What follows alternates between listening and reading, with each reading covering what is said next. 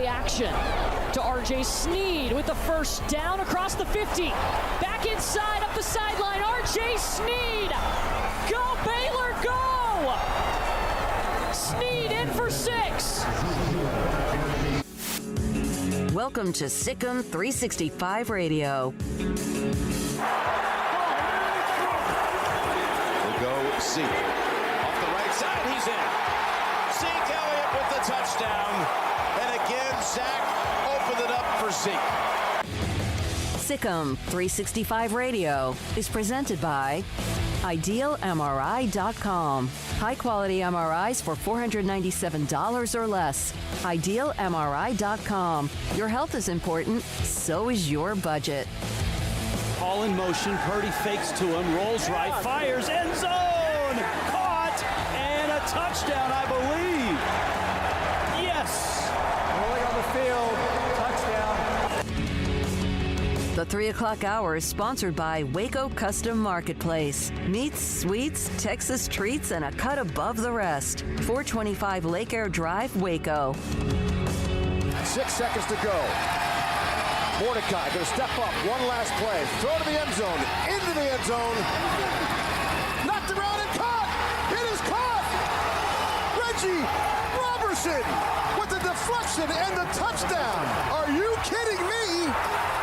SMU on the final play of the game. 5th touchdown pass for Tanner Mordecai. Heavens. Now here's David Smoak, Paul Catalina, and Craig Smoak.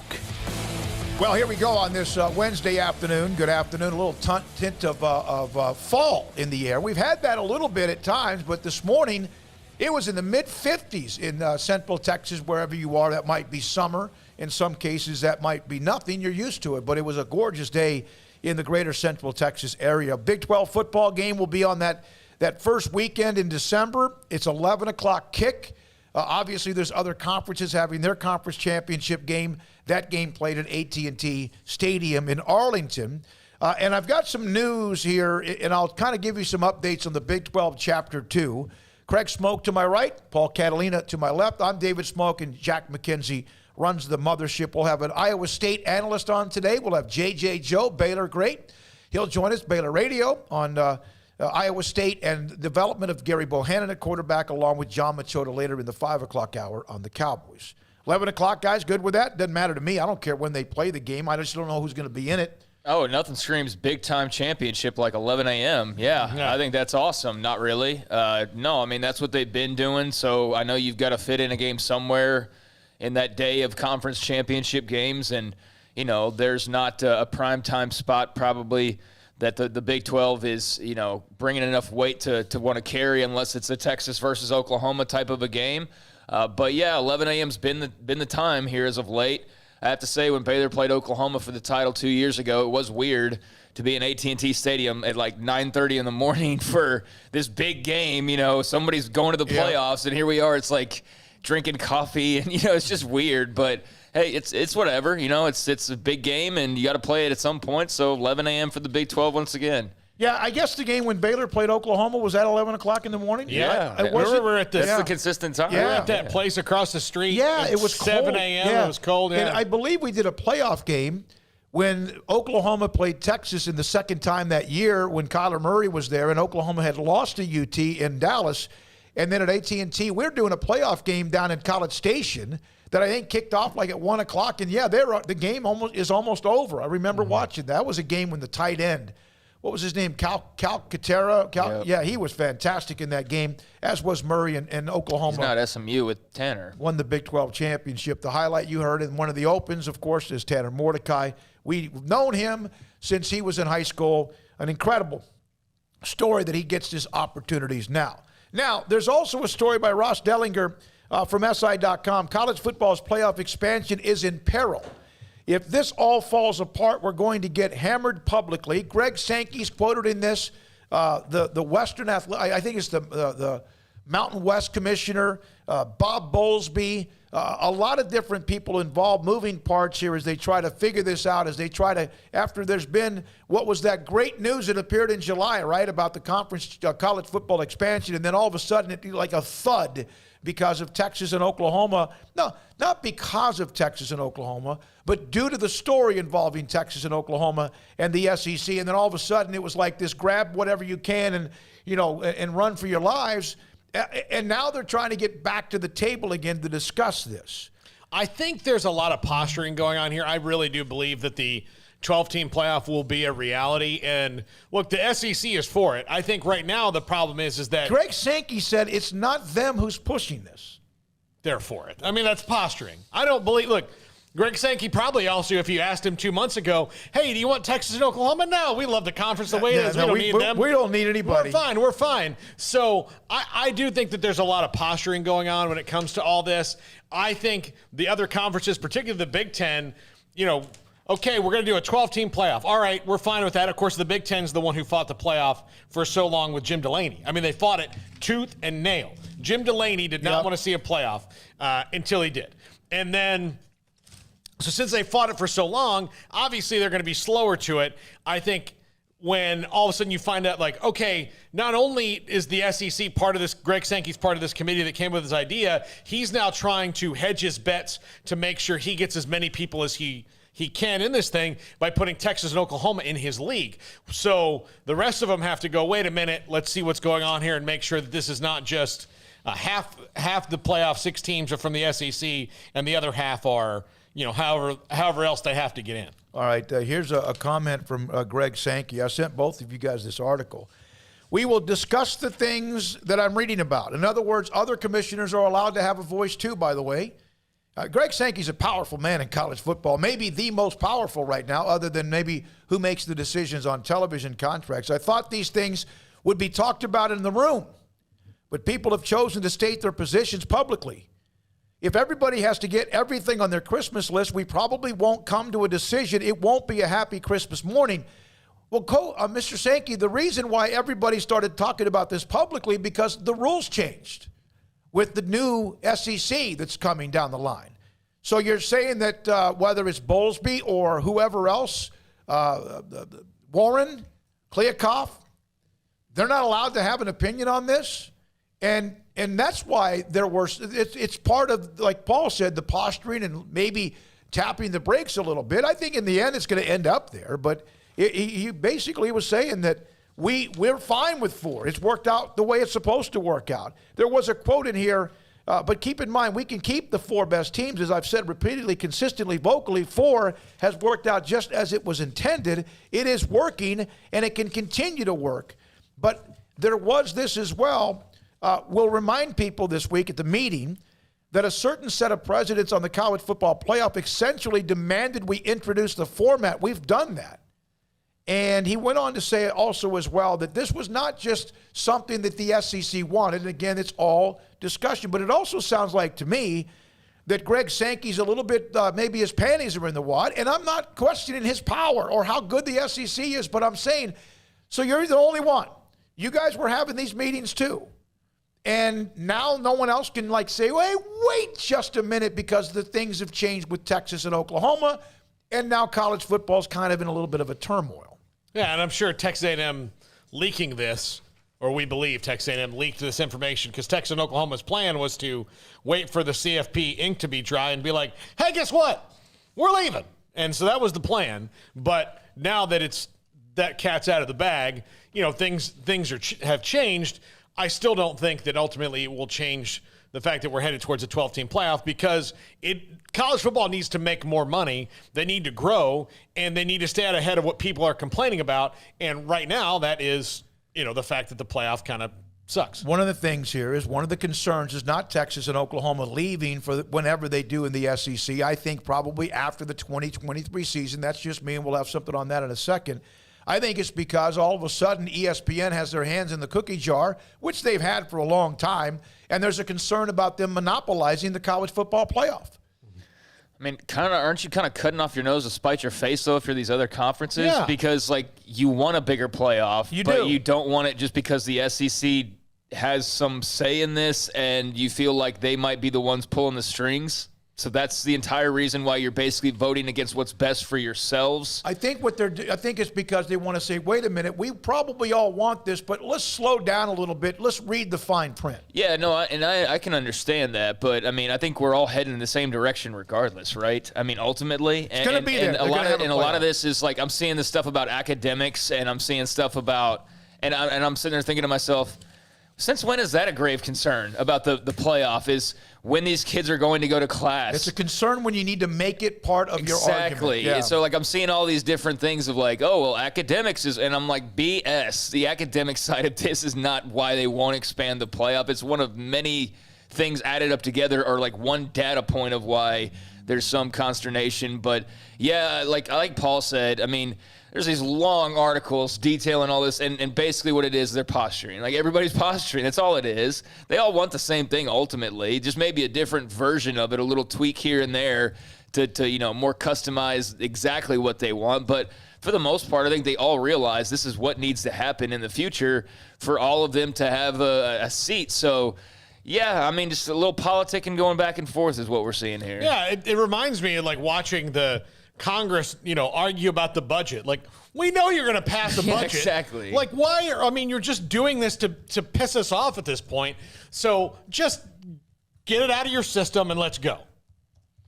Yeah, it's going to happen. We know it's going to happen. Everybody else knows it's going to happen. But I think it's also, well, wait just a minute. Let's try to see what we can do here. Also, I put this up on the premium board, and I can share it with you now, and I will because I just did it 6 to 10 minutes ago. So the Big 12 in Chapter 2, 254-339-1122, YouTube, 365 Sports, the chat room's going, the text line's going, the phone lines are open. Our first guest will be at 3:30. Travis Hines covers Iowa State. They play at Baylor on Saturday at McLean Stadium. Now, we've talked about, and we have been, I don't want to say we've been all over this, but we've kind of been ahead of the curve on Chapter 2 of the Big 12's expansion. Right now, and we've said this from the beginning, that Memphis and Boise State, if you had the radar and there were bogeys coming into your radar, those would be the two bogeys, Boise State and also Memphis. Those would be the two right now that most likely are on your radar. Now, what may delay that? Couple of things. One of them is that Texas and Oklahoma, they want to leave. We know that. That's not breaking news. The SEC wants them sooner rather than later, and I'm sure ESPN wants that as well. But here's the deal. There will be exit fees no matter what. Texas and Oklahoma, what they should do, are saying we're not leaving until after 24-25. You know, we know that's not what they really want to do, but there's what's the word? Posturing. Legal maneuvering. And so what kind of is you have this race, and then it's like a dead period, like almost recruiting. And so what Texas would like to do, and I say Texas and Oklahoma, is say, okay, we'll pay the exit fees. Let's just say it's after 2023. We'll pay the money. But we want to make it in 2 installments. All right, this is kind of what's maybe part of what's going on behind the scenes. They want to afterpay their let's come up with a number. I don't know. It's $160 million. They want to lay away. That's they what want it to is. lay away there. Yeah. Hey, like layaway is the most popular thing on internet shopping now. You got Afterpay. You've got like all these different apps where you get 4 installments for your. I remember my mom and dad. They used to have to go do layaway. We've had to do a layaway. I mean, it all depends. Sometimes you like to just buy it straight up. Yeah. When I was a kid, I was 9 years old and the Batman movie had just come out, and I had to save up my money to get like the Batmobile or the Batwing, like together. I wanted both of them. And granted, my parents could afford them. I think together it was like $60. But the point was I wanted to save up my money. So I had to pay Target like $5 a month or $10 a month, part of my allowance, for 6 months, and then I got them as like a lesson. But I bought the Batmobile and the Batwing from the Michael Keaton Batman movie on layaway. That's what Texas is trying to do. If you don't have the money, you put it on a credit card and you end up paying more, and sometimes then that gets you in trouble there, or you do layaway, or you don't get it if you want to get something. So here what is some of the legal maneuvering is it's right now it's like attorneys. And eventually what will happen, the attorneys, whoever's side, whether it's ESPN or it's Big 12 or it's Texas or it's Oklahoma or it's whoever, eventually they'll say, okay, we've got enough hours built up, right? Mm-hmm. And we're done now. Let's make this happen. But let's make sure we build up the hours. We're getting paid to do this, so we need to do this. And also trying to represent whoever the client is. But if Texas and Oklahoma, let's just say for right now, and I have no idea what the number is. I know we've guesstimated that. Let's say each of them has 80 million. Is that about right? Like each team, if they had 2 years left, would have to pay 80 million apiece, right? Well, what they would like to do, and of course, why not, is, hey, we'll give you half of that now. You let us leave, and then you can have your new conference and go with it, do whatever you want. But if you allow that to happen, and I'm being told that if you allow that to happen, then guess what? You let them both pay 80 million combined, and there's another 80 million left. What's going to happen, Paul, Craig? They're going to tie it up in court so they don't have to pay all that 80 million. May never get it. You may get 40 million, not 80 million. You may get 65 million. You may not get 80 million. You may get nothing. But that is something, and that kind of right now is what is most likely behind the scenes occurring. It's not as if Texas can't write the check for both of them. They can. And I don't know if they will. I'm not saying they should have to pay for Oklahoma. But it's also part of, hey, we want to make sure as well that we are still kind of, even though you guys have moved on a little bit without us, we want to still have kind of a say on when this happens, which is fine, right? When you have that kind of clout, you can do that. Now, one of the other things that apparently could be happening is both the commissioners, the Pac-12 and Big 12, have been on the phone. They've talked. And the concern is moving forward. I know everyone may think the Pac-12 is in a better place, and that's an opinion. People have an opinion on that. But also what might be happening is, hey, in case things start sliding sideways again, you don't look at my guys, I won't look at your guys. And I put that up on the site, and everybody started talking about what teams from the Big 12 might go to the Pac-12. You might be looking at the wrong direction. Yeah, man. Why is it that way? There's an obsession that some teams, some fan bases in the Big 12 have with the Pac-12. It's weird, man. And it dates back to when the first bungled attempt occurred. And so Oklahoma State and Texas Tech fans, to some extent, feel like they're a part of the we belong in the Pac-12 party because they were initial tag-alongs with OU and Texas.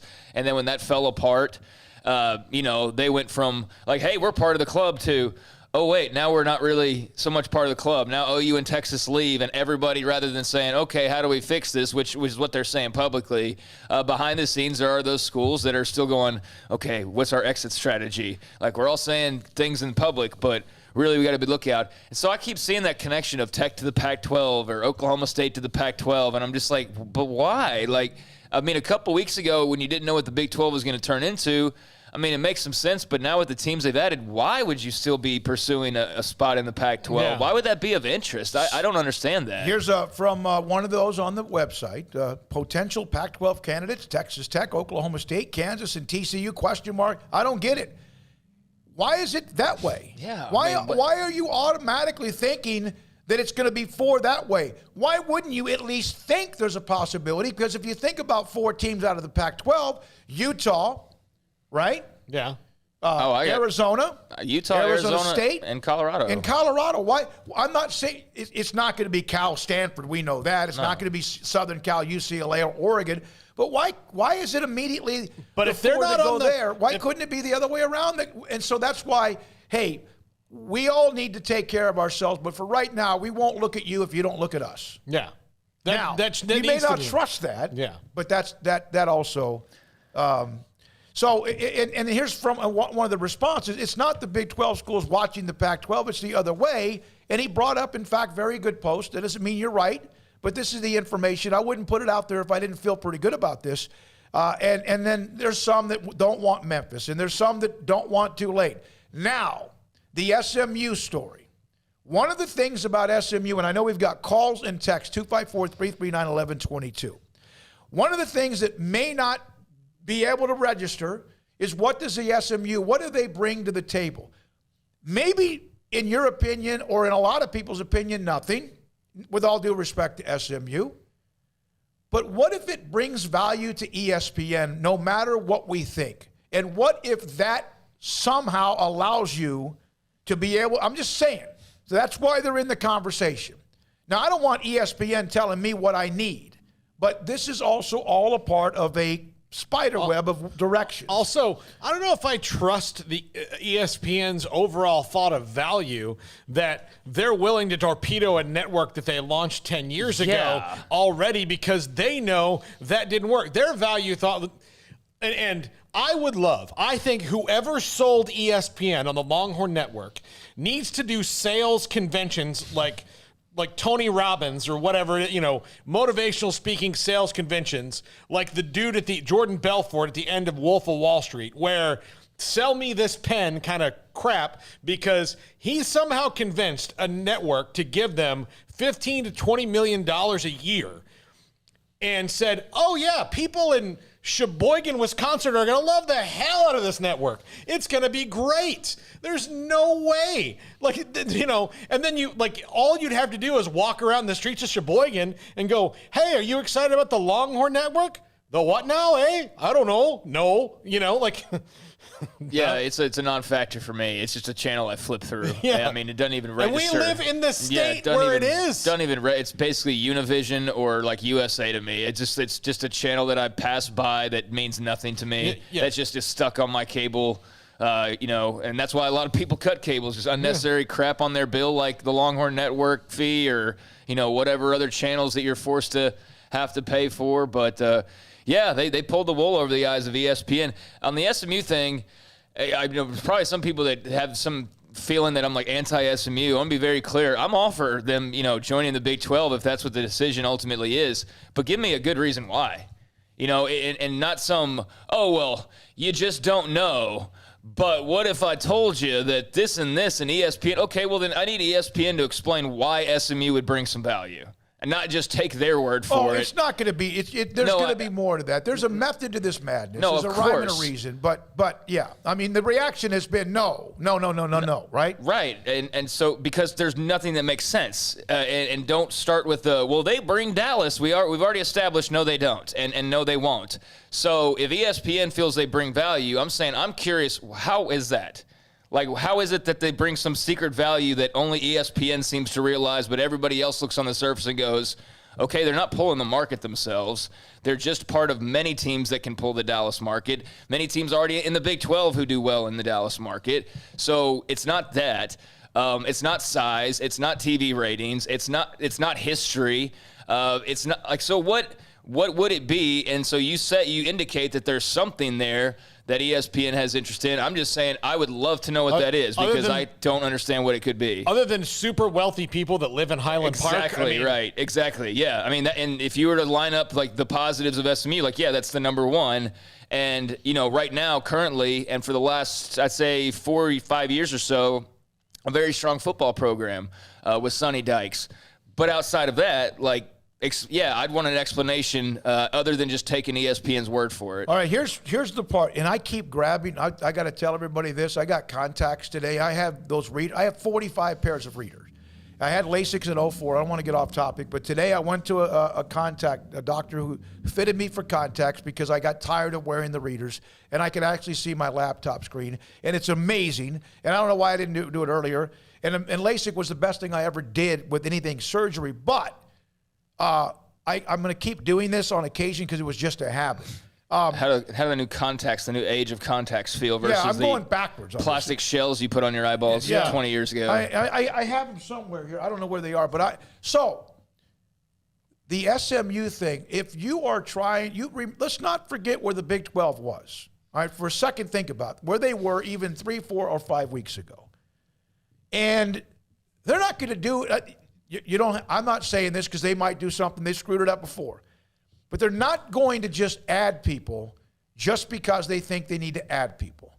There has to be something give and take in between. But remember, what did everyone think at the end of July when Texas and Oklahoma announced they're leaving? The Big 12 may not be alive by the end of the summer.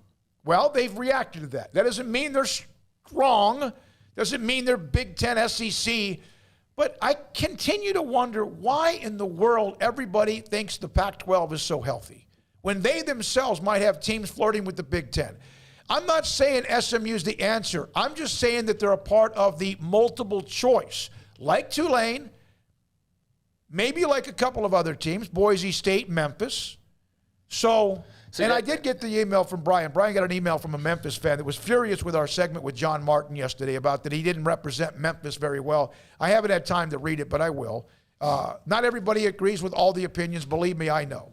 So, but that's just an update on kind of where we are. The reaction that I see on the board and on YouTube, everyone's like, what?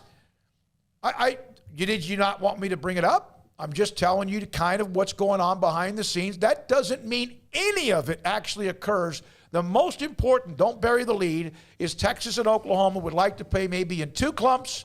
They can pay in 1. But that might be what holds everything up now to where you get after 2023, okay? And the reason why is you don't give somebody a chance. You had somebody on the street, hey, give me $1,000 for that. And the guy goes, well, I'll pay you the rest of it later on. You don't know who he is. You don't know. He walks away. You never see him again. Now, you know how to find him, but then legal maneuvering, you might lose all the money you're supposed to get with the second payment. All right, let's go to the BetUS caller line. Jeff in Mexico. Jeff, thanks for your call. Hey, roll tide, everybody. Roll Tide. Just wanted to say, everybody's talking about this playoffs and, ESPN is evil on that. So the solution should be, let's just go to a 12-team playoff. Let Fox take 3 games in the first round and at least 1 game in the second round.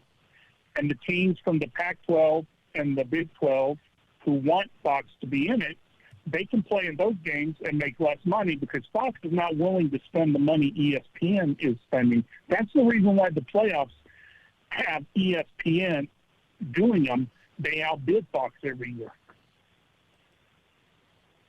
Yeah, they are.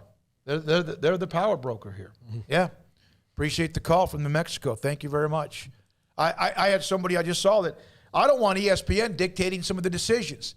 Don't they already? Yeah, I mean, don't they already? You could, maybe you've gained a little bit of traction in there, but don't they anyway? You don't think Fox and CBS, even though the NFL is as powerful as any league could possibly be, other than the Premier League or whatever it is in Europe, they don't control a lot of things? Yeah, they do. They give and take with the NFL owners who are all billionaires. So, all right. Yeah, I think we all know that. To his point, I don't. We talk about, hey, well, what if Fox gets involved, and what if Amazon wants to start getting involved, and what if this happened, and who's to say they really want to? Because, I believe to what his point was is Fox doesn't appear to be as aggressive or as active as, the hypotheticals would have you believe. It does seem like ESPN's the one that is fully invested, fully involved, and fully trying to grab the reins all to themselves. And yes, there are some parties that are trying to prevent that from happening. And yes, there are some parties that could be further involved in the future. But I don't see Fox looking like they're going to be real aggressive and trying to, get heavily involved in this thing. It doesn't appear to me anyways. And there's not really a whole lot of other options unless the streaming services do, in fact, pony up and start wanting to be a part of the college football landscape. If not, then what are you left with? You're left with ESPN holding like 9/10 of the pie, the little sliver that, Fox has, and then maybe a little sliver of like NBC or something. But for the most part, they already control all of it. There's really not much that they don't control at this point. So, yeah, it's imperative for those that don't want it to be an outright monopoly that if you have to delay a playoff decision or politic a little bit to, slow things down a little bit, then that's what you got to do. And I think that's what goes back to, there's a lot of posturing going on right now because I think everybody just fears the potential of, one ring to rule them all kind of a thing, and that would be ESPN. I agree. Paul, on the text line, I think interesting story is Boise State, San Diego State, based on who the story was, what the true story might be, is that they both have turned down, I did not read this, I guess, the AAC invite because they want to go to the Big 12. That's from Paul and Coppell. I don't know the truth there, but that, if that's the case, I don't know if those invitations have even gone out yet, although Oresco's been very, very out front about what they're trying to do. From the 252, there was a glass, a Baylor University glass, and then is this 365 Sports? Yes, it is every day.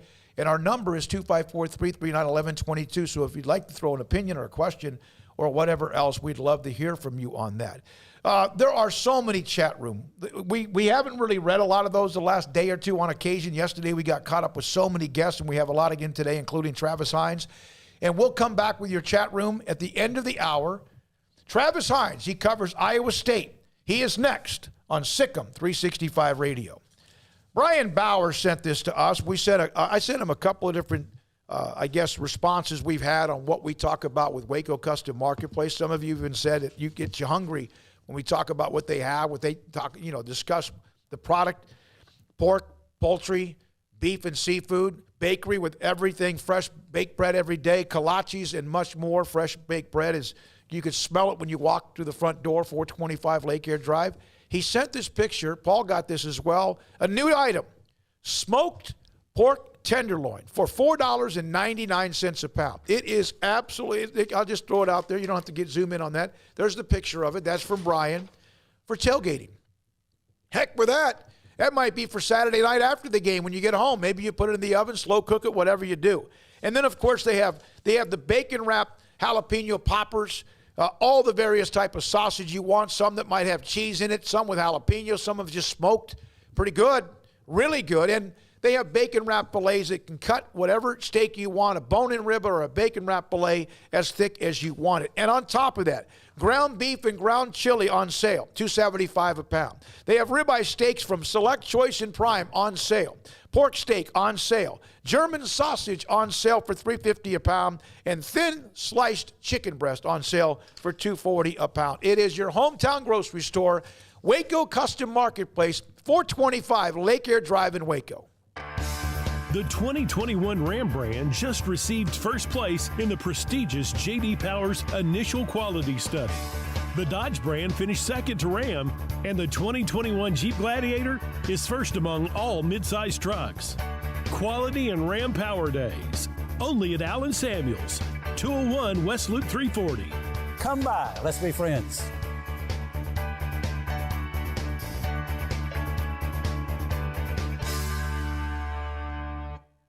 It's football season. Sports bettors and BetUS.com has your NFL and college football live betting lines up for their 27th year. Why BetUS.com? Well, they're the 3-decade leader, and you can join now for a 125% bonus on promo code SICK'EM125 with cash, or a 200% bonus on crypto with SICK'EM200. The 3-decade leader with action on every sport across the world. We can pretty much guarantee that they've got your game at BetUS.com. Use promo code SICK'EM125 or SICK'EM200. Let Camille Johnson Realtors guide you seamlessly through the process of buying your dream home or selling your current one. Commercial, farm and ranch, or residential, Camille Johnson Realtors can smoothly and successfully lead you through any transaction. With a team of 28 experienced agents who are excited about serving you, Camille Johnson Realtors services the entire greater Waco area. If you're in the market to buy or sell, contact Camille Johnson Realtors, 104 Midway Center in Woodway, or find them online at www.camillejohnson.com. Camille Johnson Realtors, elegant, charming, warm. Welcome home. For a limited time, refinance your vehicle and have 90 days with zero payments. Only at Genco FCU. Refinancing lowers your rate and you pay less for your car. You can't pass on rates as low as 1.75% for 48 months. Apply online today. Annual percentage rate subject to change without notice. Subject to credit approval, membership eligibility, and loan policies. Go to GencoFCU.org. NCUA Equal Housing Lender. My money, my future, my credit union. Genco. Three Nations Brewing Company has 16 different beers on draft with a new beer every Friday. It also offers 2 air-conditioned tap rooms, a large indoor beer hall, a second-floor mezzanine offering a great overview of the brewing company and equipment and patio where you can relax under the shade. Plus, you can now experience the new Three Nations Beer Garden Grill on our shaded patio with socially distanced seating for your enjoyment. Grab a cold beer and enjoy a bite from our freshly prepared and delicious menu. Street tacos, quesadillas, freshly cooked burgers and dogs, and veggie burgers too. State Fair tornado fries, nachos, and so much more, all prepared and cooked on site. So come visit the award-winning Three Nations Brewing Company on East Vandergrift off I-35 in Carrollton.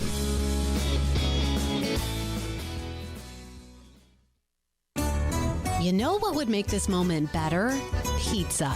Dough made from scratch and an Italian family sauce recipe pizza. 3 fresh signature cheeses making a melty blanket of perfect pizza. Bob Mock has owned Marco's Pizza franchises since 2013 and has been delivering pizza since 2001 and is the proud owner of 4 locations in the Waco area, in Belmead, China Spring, Woodway, and soon to be open in Robinson. Order at marcos.com to make any moment better. Marco's. Pizza lovers get it.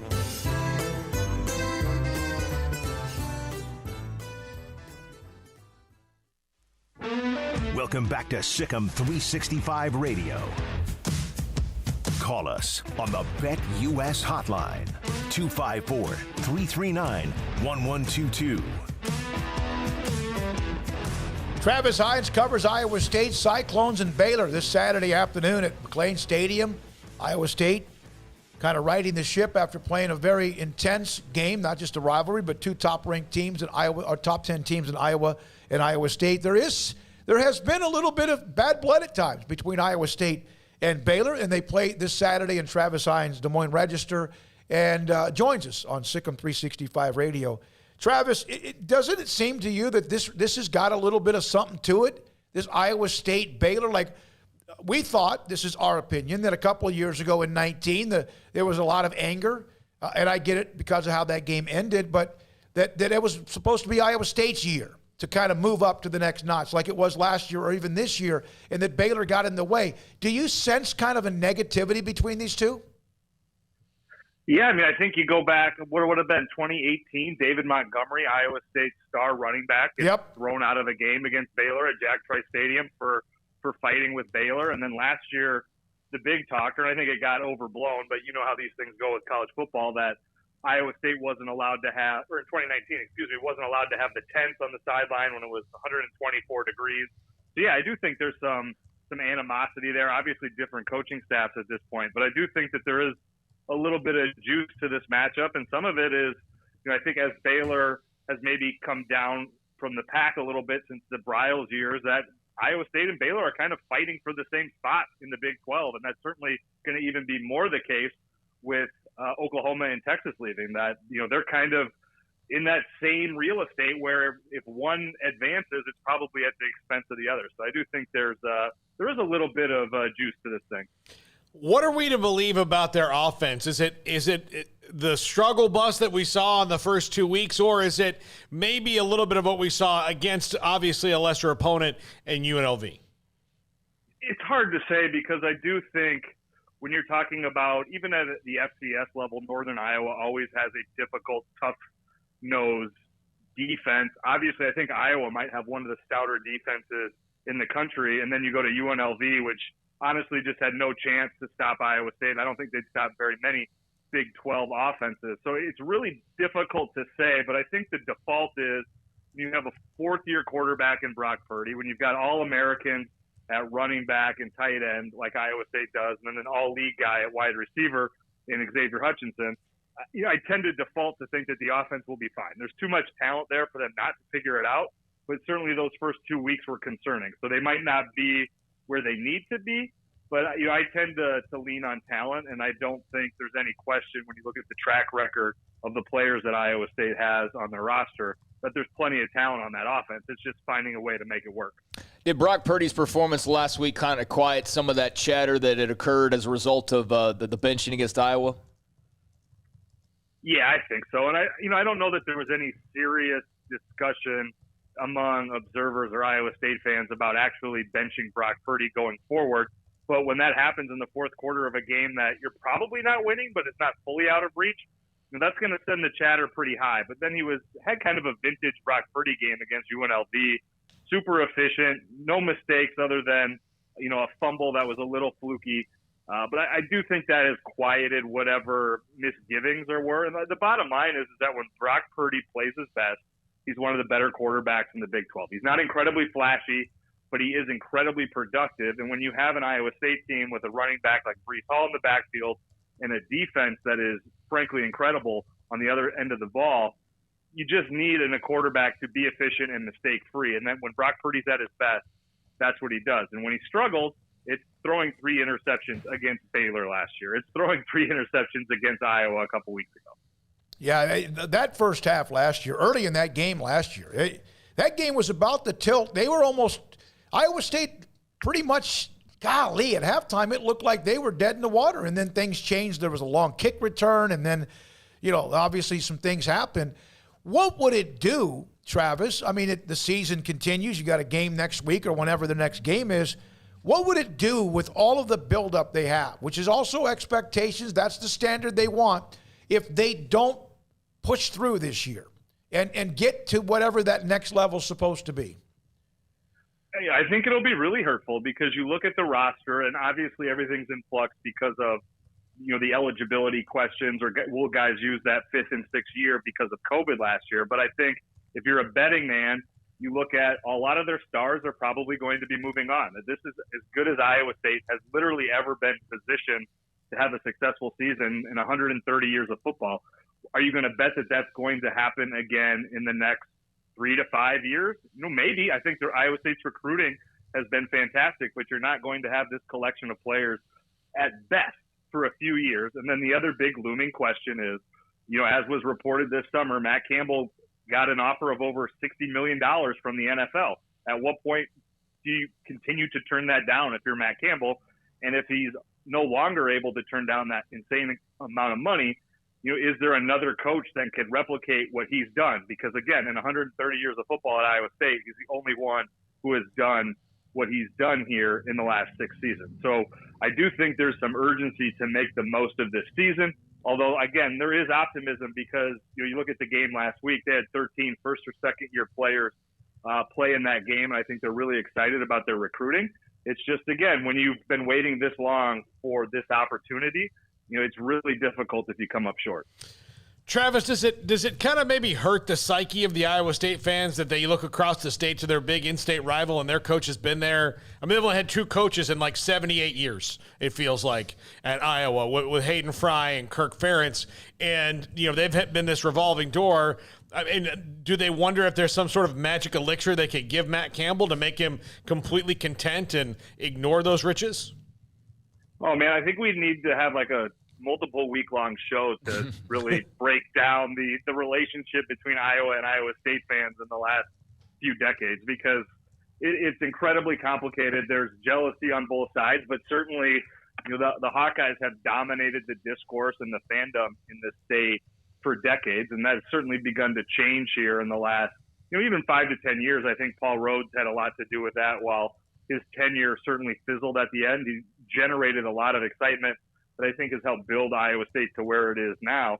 But, I mean, again, like you said, Hayden Fry and Kirk Ferentz for the last literally 40-plus years have turned Iowa into one of the more consistent programs, outside the absolute blue chips. And I think that's hard for Iowa State fans who have kind of ridden the roller coaster here, for decades to watch unfold just 130 miles away. But, if anything gives Iowa State fans solace or, can give them some confidence that maybe something like that could happen here, it's that Kirk Ferentz, very similarly early in his tenure at Iowa, had opportunities in the NFL that he ultimately turned down, and has now turned Iowa into a program that, every 5 years they seem to have a special season. So if you're Iowa State and that's the opportunity, or that's the blueprint that you see across the state, it's a pretty good one to replicate. And I do think there are a lot of similarities between Matt Campbell and Kirk Ferentz in terms of temperament, in terms of philosophy.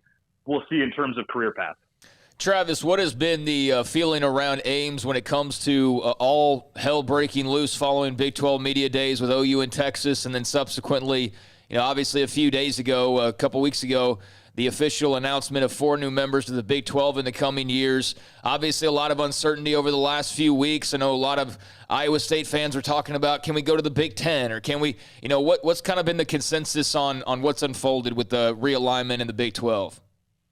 I think the initial reaction was frustration from Iowa State, not because of the existential threat to the athletic department in the Big 12, but because they had a top 10 team for their first time in their history. And obviously realignment drove the discourse. Nobody was really talking about football there for 5 or 6 weeks as this unfolded. And I think that was frustrating for Iowa State fans who wanted to bask in this opportunity that they've had. And then I think it kind of got put on the back burner a little bit because there was so much uncertainty. I think there was maybe a little burst of optimism very momentarily about a potential landing spot in the Big Ten. However, low probability that probably was in all likelihood.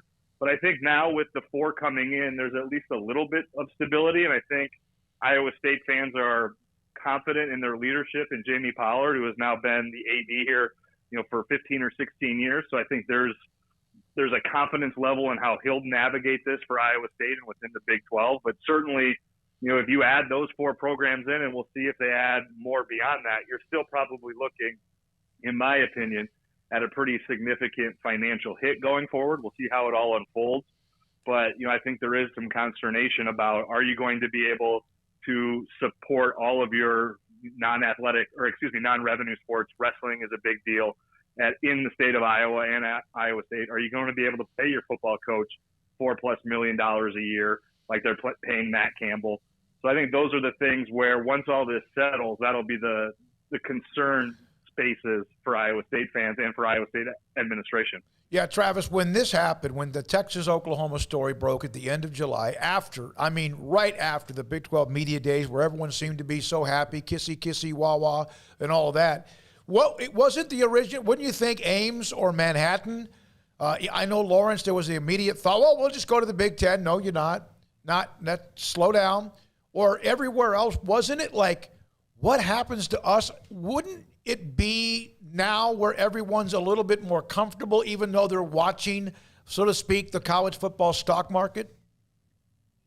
Yeah, I think if the Big Ten were to knock on the door tomorrow, Iowa State would go as fast as they could to that landing spot. But I think with what we've seen, I think initially when all that happened, people had flashbacks to 2010, where, honestly, Iowa State might be getting left without a chair in that game of musical chairs, where you're looking at the Mountain West, I know was the one that everyone was worried about, or initially when we weren't sure exactly how things were going to play out, do you drop down to an AAC level where you're looking at $8 or $9 million a year from your TV rights as opposed to the 40 that the Big 12 is drawing in now. So I think those were the immediate fears. And once those got calmed a little bit, I think people are content with maybe not content, but understand that the Big 12 was dealt a pretty difficult hand, and they seem to be playing it as well as they can.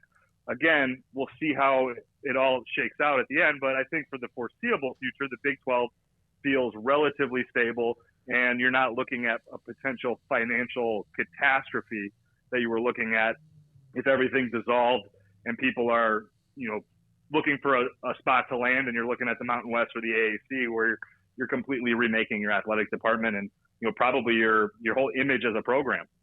So, Travis, looking back to this Saturday, Iowa State is who they've been. We know the style, the physicality. We know the big playmakers on both sides of the ball, from Mike Rose and McDonald on defense to obviously Purdy and Kolar and, Breece Hall on offense, so on and so forth. This is a different Baylor team, though, than Iowa State has faced here recently. They're playing with a lot of confidence, actually showing some spirit on offense. What is the Iowa State perspective from either the fans or the media on what to expect from Baylor this weekend, or what to watch out for in regards to ISU?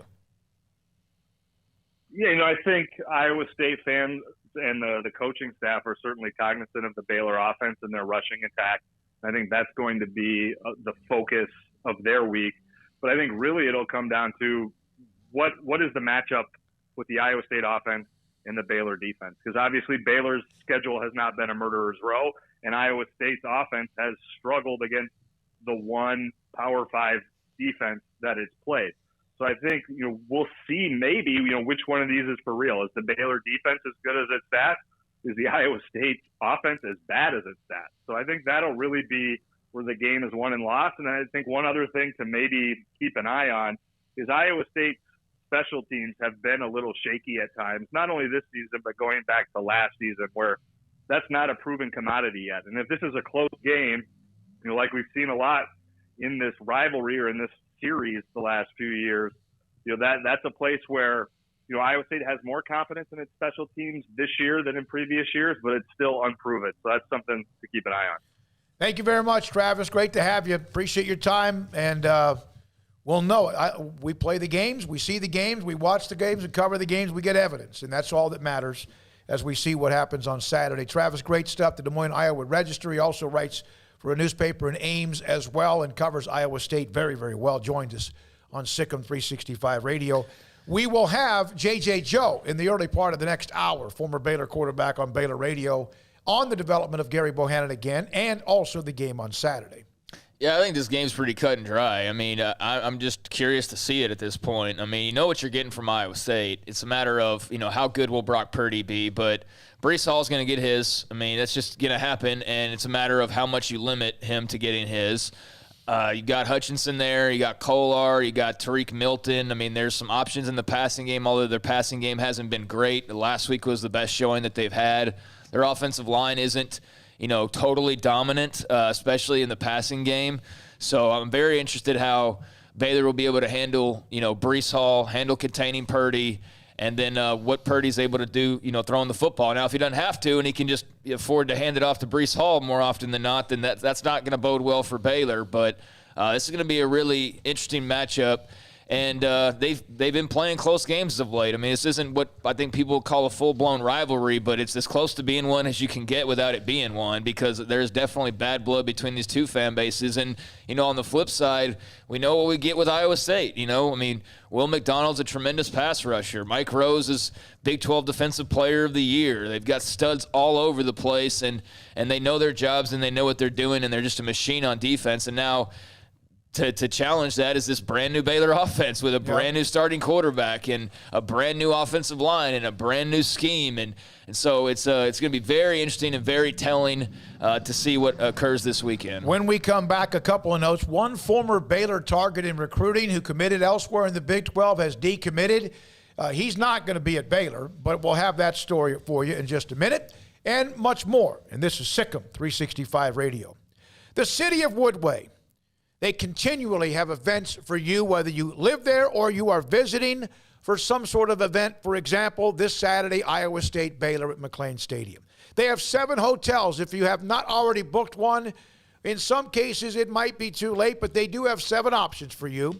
Breathtaking beauty of Woodway off Lake Waco in some cases, and also the close proximity, premier shopping, the Central Texas Marketplace, Magnolias, Silos, and of course, even a great place like Balcones and, Baylor University and McLean Stadium. 7 miles from the university and downtown Waco. Also, flag football right now for 5 to 10-year-olds, and sand volleyball continues for 8 to 11-year-olds. They have 2 days a week, these particular events, clinics at the park this fall, 4 weeks, 2 days a week at the Woodway Family Center. And more sports coming as we get into the fall and eventually the end of the year. And along with that, you can go to follow Discover Woodway on Instagram. More announcements, including the Food Fest that's coming up as well. Sold out weeks in advance, but don't miss the next event. Have it now. Go to discoverwoodway.com.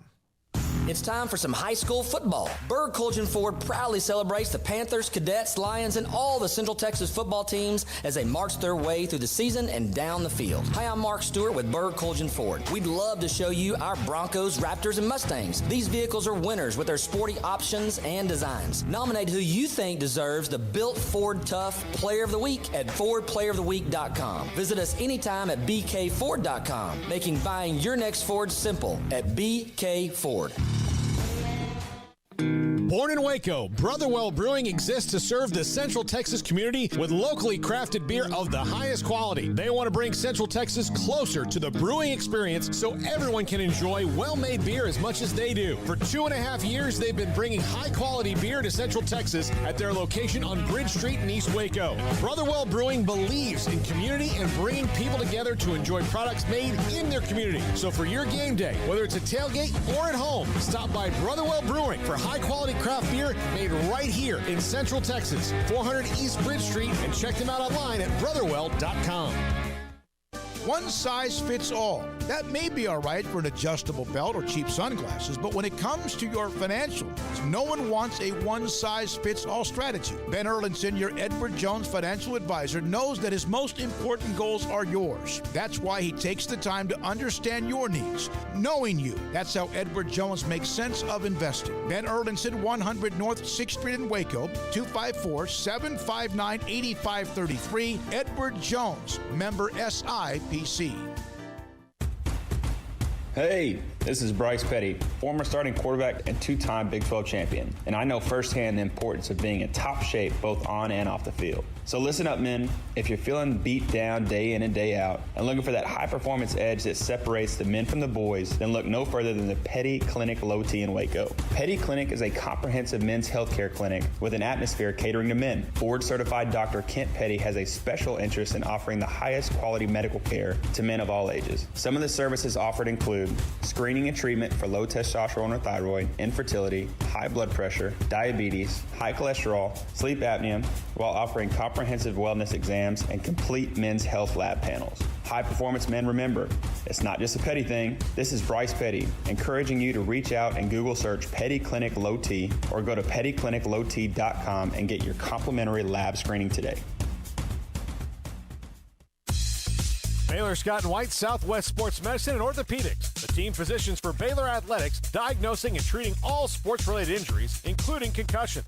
These specialists also provide orthopedic services for athletes and non-athletes alike, whether it's knee or shoulder pain, hand or wrist injuries, orthopedic spine care, and even an arthritis and total joint clinic. Trust the doctors Baylor Athletics trusts. Baylor Scott and White, Southwest Sports Medicine and Orthopedics wants to get you back in the game.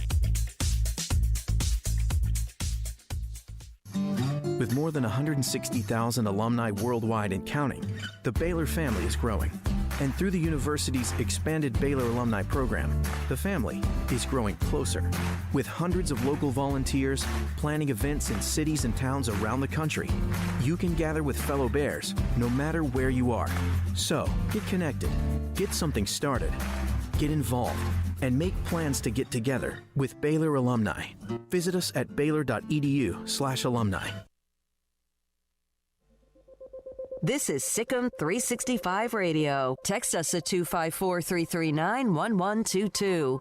The Sikkim 365 Radio text line is sponsored by Riverbend Liquor and Wine, with the most extensive variety of craft beer in Waco. A hidden gem on Lakeshore Drive and 19th Street. All right, here we go. Sikkim 365 Radio. I saw this last night. Jalen Peoples, who plays high school football at Cedar Hill. He was definitely recruited by Baylor. He decided to commit to Kansas, and he has decommitted. He said, after talk and prayer with my family, I've decommitted from the University of Kansas. I wish Jalen the best of luck. I'm sure he's a young man that's very good, good kid. But his options at Baylor are no longer there. In fact, if you asked, and I had a couple of you reach out to me about whether or not Baylor would go, their class is getting pretty packed, and so, but that's not there. Well, I have not followed his recruitment closely. I know it's been a topic of debate or a hot topic at times because he seems to be a young man who's very uncertain about exactly what he wants to do moving forward. And this decommit was just another sign of that. So, yeah, best of luck to him. Not going to be playing in green and gold. I wouldn't bank or put any money on that. But he'll be playing somewhere, and hopefully he's able to find that and make that decision and keep that decision and go and follow through on that decision. Had somebody bring up why Memphis. We had the segment yesterday, although some didn't always agree with everything that was said by John Martin of ESPN in Memphis. That's fine. Memphis, I think they have had a winning season every year since 2014. They've had some nice wins. They just beat an SEC team, although Mississippi State mid-level or below. They have at least right now, Paul, 3 running backs in the NFL. Mm-hmm. And with Henderson, I keep forgetting, Gibson, and the Cowboys have one that's pretty good, Tony too. Pollard. Tony Pollard, who had a hell of a game this past weekend in L.A. They have 600,000 people other than the city of Austin. That's higher than any other city in the Big 12 that I know of. We talked about that yesterday. I'm not saying they're flawless. I'm not saying they're the beauty queen, but that's a possibility of why Memphis as well. They have 4. Kenneth Gainwell. They have 4 running backs. They've been churning them out. Now, I mean, look, there are guys in the NFL.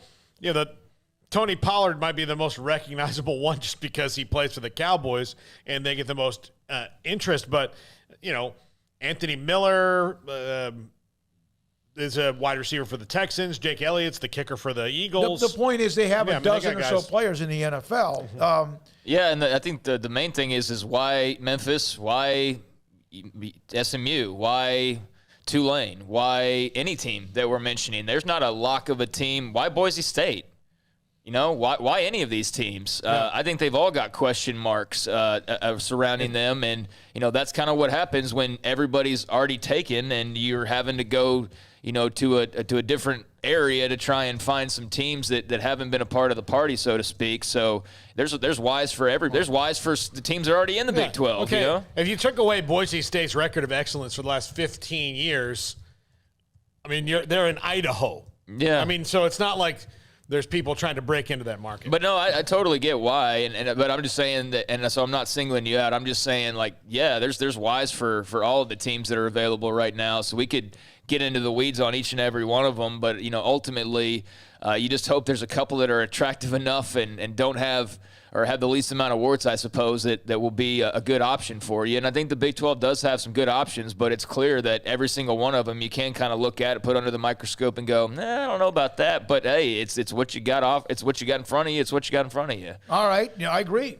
You do what you can, and it doesn't mean because you're looking at scenarios you're going to do and every one of them is going to work, or you want every one of them. It could be, again, just trying to look at the future. JJ, you got anything you want to add? Yeah, it's just that, what we're talking about is there's smoke out there and there's conversations that are happening, but like for anybody who wants to go, oh my God, SMU's coming to the, it's not what we're saying, and not even saying that they'll get an invite, but they are at least in the mix, and Memphis is in the mix, and Boise State's in the mix, but like there's nothing guaranteed at this point other than there's the guarantee the Big 12 is going to explore, most likely expand at some time in the future, but it's not happening in the next week. All we're talking about is what we said even before it was official with the new 4, that there could be a Chapter 2. We just didn't know if Chapter 2 would be 2 teams, if it would even happen at all, or would it be more. That is what I discussed with all of you on this show, and we've taken your feedback on it, and it's also on the website as well. JJ Joe, Baylor quarterback, and also color analyst for Baylor Radio, is next on Sikkim 365 Radio. Ideal MRI. My 2 oldest brothers have been through quite a bit when it comes to prostate issues, cancer. Not good. They're okay, thank God. But both of them have been through it in 2 different type of ways. And so at my age, at 62, since both of them have been through it, it was suggested that I need to look at the possibility of an abdomen and an MRI of my abdomen. So in case, although I don't have any symptoms, but just in case, my oldest brother Robert even did a test that said it was not genetic or hereditary, whatever you want to say. And so I did. I called Dr. Rob Maxey at Ideal MRI. I said, you know what, my 2 older brothers, and he said, we'll get it done. And they did. And then I got the results back. And even if you feel good, you never know. You never know what might show up, right? Clear, everything negative. And that was a nice, just a peace of mind. And so that's what they can do as well. And when I say Ideal MRI, I talk about MRIs. Ligaments and muscles, things that are torn or ripped or shredded that lead to some sort of surgery. And it's maybe your shoulder, your knee, or whatever. But they also do that. Marcus was a part of that day when I got the MRI to just make sure that everything was just fine. And guess what? It is. IdealMRI.com, located in the Central Texas Marketplace. Average cost of an MRI is $1,100. Theirs is $497 or less every single time. Every single time or less at IdealMRI.com. The thing about having a naked truck is that you get exposed for the equipment you don't have. Take, for example, your rear end. If you don't have anything back there, you're exposed about what you don't have, and that's a life. However, if you cover that rear end with a hitch, you're telling the world, hey, I got a little junk in my bed, and I'm ready to pull something. A camper, RV, boat, trailer, jet skis, heck, even a bike rack. A hitch says, I have a life beyond driving my truck to and from work, and Pickup Outfitters is the place to get a hitch for your truck, SUV, van, even some cars. We sell and install just about any kind of hitch you need. Receiver hitches from light to heavyweight to pull just about anything. And gooseneck hitches and fifth wheels when you're ready to pull the heavy stuff. And don't forget trailer and brake controller wiring. It's so important to have wiring professionally and correctly installed by the pros at Pickup Outfitters. So it's time to cover that gaping hole in the rear end of your truck with a hitch. Installed by Pickup Outfitters. Check us out online at createacommotion.com. Do you or your kids get nervous about going to the dentist? Stonewood Dental, Dr. Steve Childress, he can help. I've spent a career taking care of patients who as children had bad experiences, and now they're adults that hate going to the dentist. If I get a kid at 3 years old and they come every 6 months and it's a happy experience, it's normal for them. Now they have an accident at 6 or 7 or 8 at school. Now they have a broken tooth or a trauma, and they have to come here. They're used to lights, they're used to water in their mouth, they're used to experience, they already trust us. It's amazing what we can do with that kid without it being a negative thing. But if I see a 6 or 7 or 8 year old that's never been to the dentist, and now they have a trauma or an unfortunate unexpected toothache, it's harder to do that for that kid and it not be somewhat of a negative experience. So bottom line is I try to teach kids and adults and teenagers and everybody the way I'd want my family treated, which is where it's a necessary part of life. You just take care of it. It doesn't have to be that big a deal. Learn more, stonewood-dental.com. In Texas, there's pea-size hail and baseball-size hail. Guess which one hit our house? We didn't even know where to begin, but we called our Texas Farm Bureau insurance agent, and he was so reassuring. He knew exactly what to do to get our house back into shape and our lives back to normal. Now, we're even more thankful for the roof over our heads. Stop by and see our agents at one of our 3 McLennan County locations. Coverage and discounts are subject to qualifications and policy terms and may vary by situation. Waco Regional Tennis and Fitness continues to add more weapons to your getting or staying in shape arsenal with 8 brand new treadmills ready for you to run or walk a mile or 2 or 10. And with the explosion of interest in pickleball with instructors Joe Rosa and Jody Thurman with more courts available. Waco Regional Tennis and Fitness with large flat screens stretched across the weight room with Wi-Fi available, their own app to enjoy news, business, weather, or sports. Everywhere you look, there's energy, passion, and commitment. New touchless water fountains outside of each locker room, and all the locker rooms with showers, sauna, and whirlpool. Upgraded PA system throughout the world-class tennis courts with a youth academy led by pro Britt Coleman. Fitness and tennis merchandise available and a tanning bed. I promise you'll look and feel better. You just need to walk through the front door. Waco Regional Tennis and Fitness with personal trainers Christy London and Randall Corley. 40-plus group exercise classes, including twice-a-week boot camp. It's time to react today, not tomorrow. Waco Regional Tennis and Fitness on Lake Shore Drive in Waco.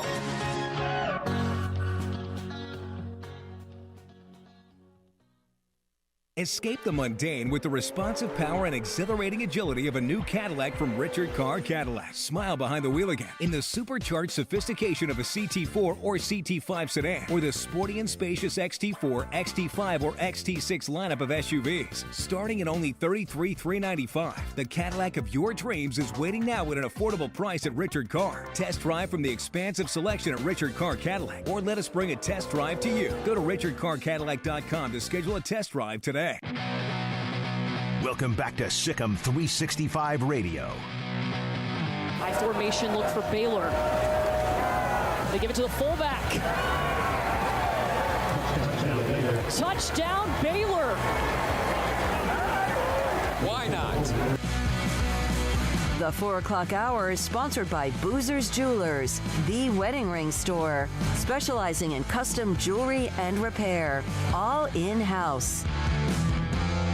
Now, here's David Smoak, Paul Catalina, and Craig Smoak. All right, here we go. Big 12 with the weekend where we find out even more evidence about everybody, pretty much, other than TCU. You get evidence, even though it's a non-conference game with SMU. And we found a little bit out about Baylor last week against Kansas. We'll find out a lot more with Iowa State Saturday. J.J. Joe, Baylor great, former quarterback and also Baylor radio color analyst, joins us, Sikkim 365 Radio. I love getting your insight.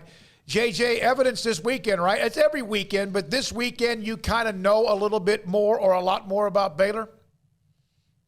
Smoak, thanks for having me. I know I probably sound like I'm Lee Verb. Sorry, but I really do, because if you think about it, Smoak, Baylor really hadn't been tested, really. And I think, for us, Baylor, this is an important game because, number one, you finally get to gauge, how not just your team, but like, hey, your quarterback, little higher leverage moment. Mm-hmm. Our defense, are they as good as they played? And then our offensive line. Think about that. I mean, we've really been able to dominate whoever we play. And this week, you're going to lose a little bit more up front. And can these guys be resilient? So we'll learn a lot about Baylor. And really, just to get conference play going is great. JJ, with Gary Bohannon and the way he's played the first 3 weeks, sometimes for the light to go on for somebody, they just have to be given the clear path. And with Charlie Brewer transferring, that was his clear path. Do you think that's a huge part of this, that he finally didn't have to really overcome anyone else? It was just his for the taking and he was able to grab it? That's part of it. I think more than anything, you want that door to open. And if Charlie is here, let's be frank. I mean, if Charlie's here, he's a 4-year starter. He's a Baylor great, and it's going to be hard for Gary to beat him out in spring. And, you know, I think that helped a lot. But then ultimately, you know, Gary had to go out and win the job. And I think, you know, he went out. He was relaxed. He was calm. He knew he had put in the work. And I think for Gary, more than anything, nothing against Shapen and Dino, because I think those guys are fantastic competitors. But you could tell Gary had put in so much work that his work began to show. And when you work that much, you put in the grind, and you know you've put it in, when you get a chance to take the test actually, you're actually pretty confident. And I could tell that in the spring. When I saw him in the spring, I think he was maybe the second or third quarterback that went in. And I could tell, I could say he looks like he's the most calm. He looks the most comfortable. And, you know, he moved the offense, and we've seen that to start the season. JJ, if you're dealing with Gary right now and preparing for Iowa State, obviously it's a much different test than what he's faced so far. What are the keys? What are the things you're looking out for, being mindful of? Because obviously he's going to have a lot of live bullets flying at him that, you know, he's been relatively untouched through these first 3 games. So what's kind of the mentality with Gary heading into this one?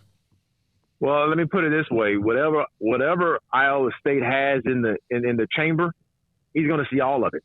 You know what I mean? Yeah. I mean, see, like, you know, in preseason, a lot of times you will see it, but a lot of times those teams are outmanned. You know, Texas State could do so much, but Baylor could run the ball so comfortably. So sometimes now he's going to be put in situations where it's 3rd and 8, 3rd and 9. And that's not something we've seen a ton of. Maybe we're able to run for 125 instead of 225. Well, then that means if we're only running for 125, 130, 140, that's not a bad day. You got to make that win. So that means, you know, with his legs and through the air, he's going to have to make some plays happen, and he's going to have to throw against different coverages. He's going to have to be ready, I think, to use his feet to help Baylor go win a game. So he's going to see a lot of different coverages. He's going to see a lot more of an aggressive defense and a defense that can literally take his running game out probably of the game.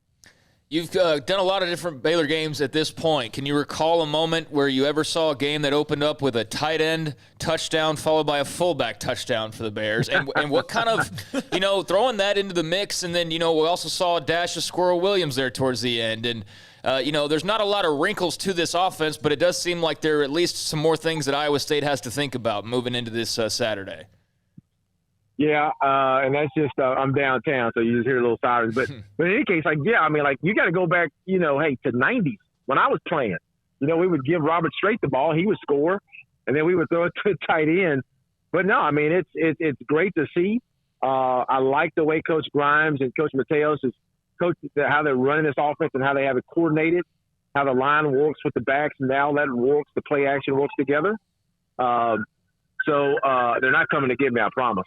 But in any case, I'm really excited to see how physical this team has become. I mean, they're being molded into Coach Aranda's kind of personality, silent but deadly, I call it. I mean, they're not going to say much.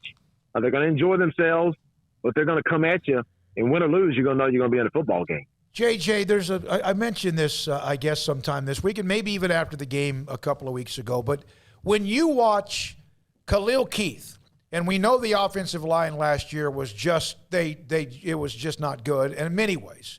But when you watch him in one run, was it an Ebner run, I think it was, and he's 50 yards down the field, a 300-pound offensive lineman, and then with Tyquan Thornton, offensive big plays, wide receivers block downfield, but he's leading the way.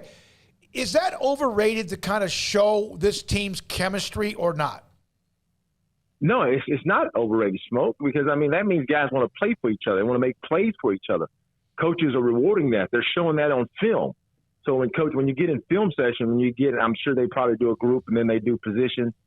You know, coaches celebrating that stuff. And that means these guys like each other. They want to be successful. Coaches rewarding them with the attention, because think about linemen, they only get the number call when they're holding somebody or clip somebody. So it's great to see. I mean, to see Khalil doing that, I mean, and seeing Tyquan. I think Tyquan got just as much juice as RJ did on that touchdown. You know, he was down there blocking 2 dudes, and he was just as hyped. So that means this team is getting close together, getting really close, and that's what you need. I mean, you need talent, man, but I'm going to tell you, to win, just got to have some chemistry and guys who want to play for each other. And we saw that in basketball. Those guys have talent, but man, they loved each other. They wanted to play before you want to play with one another, and it makes a huge difference. What do you think the big jump has been from the skill players outside of the running backs? Obviously, they have bigger holes to run, but even Treston Ebner is running through people now. I mean, he is lowering his shoulder. He's not trying to dance when he's downfield. He's punishing people. The wide receivers are playing stronger. What do you think the big jump is for them on that this year? I think there's two things. Number one, I think you see guys going through a full spring and fall and summer understanding and learning the scheme, being coached. See, that's a big thing. Yeah, we don't think about that, but say like when Coach Bedore and all of them came in, part of it is, I can talk to you on film and show you stuff, but I mean, I need to coach you exactly how I want you to fit your style into this offense. I need to actually have you on the field and show you that. And last year, I think it just didn't fit. Nothing fit. So this year, I think, you can tell Coach Grimes, Coach Mateos, they've been together. They've been through a spring with these young men. They told all the backs, this is how we need you to run. This is how this offense works. And you can see it. I mean, Treston's running style is 180 degrees different from what it was last year and the years before. Treston 100% wanted to balance everything. And now if you see Treston, he'll put that foot down and he's going north and south and he's running through tackles.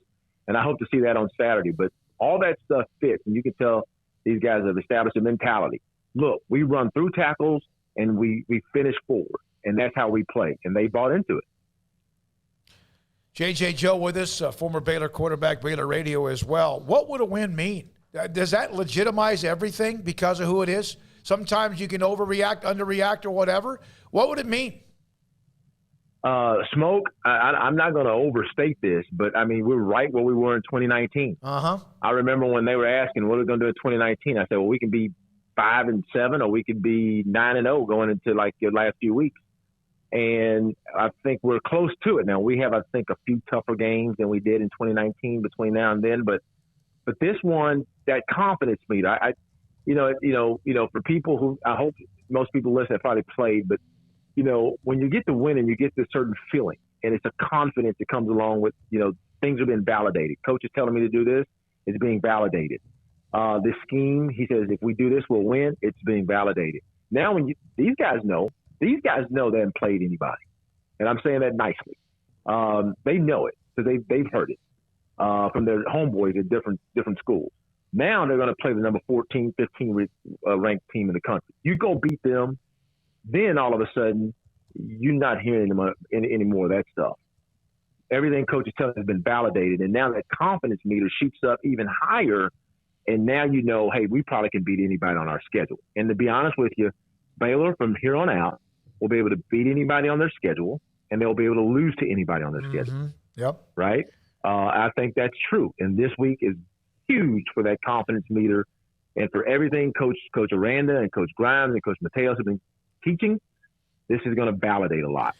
That when they went 11-3 in 2019, there was the Texas Tech butt fumble in overtime. There was the tight game with Iowa State. There also was a game twice against Oklahoma, which they could have won. But there's always like a pack of 4 to 6 games that either make you 7-5, 5-7, and sometimes, if you're fortunate, you go even higher than that as well. Craig has brought this up, and we've discussed this as well. Is there any concern on your part that they're not getting much of a pass rush? It sort of is, but I know that Coach Roberts really probably hadn't had to pull much out. He probably had to do a little bit more than he wanted to against Texas State just because of the way the game went. Didn't have to do anything against Texas Southern and Kansas. We jumped on them early. They hung around a little bit, but I think it's concerning in the sense that I'm just wondering which coach is telling the guys up front. It seemed like when we played, say in 19, when you saw Bravion, and I'm comparing him to Apu, and they're two different players. Bravion, usually we saw him take gaps. I usually saw Bravion, he was always in the backfield. I saw a little bit more of that of Apu on Saturday. The first game, I'm not sure if that's what coach is telling him to do, but he seemed like he was looking. And he's too tall. He is tall for a defensive lineman, for a nose guard. At 6'4", anybody can block him if he plays 6'4", 6'3", 6'4". So he has to battle fatigue and playing high. If he plays high, he can be blocked by any team in our conference. If he plays with his pad level and coach tells him, hey, look, I want you to take this gap, you go, and he keeps his pad level at a reasonable level, nobody will be able to block him. So I'm interested to see how coach coaches him on Saturday, because these are some big dudes who can block at Iowa State.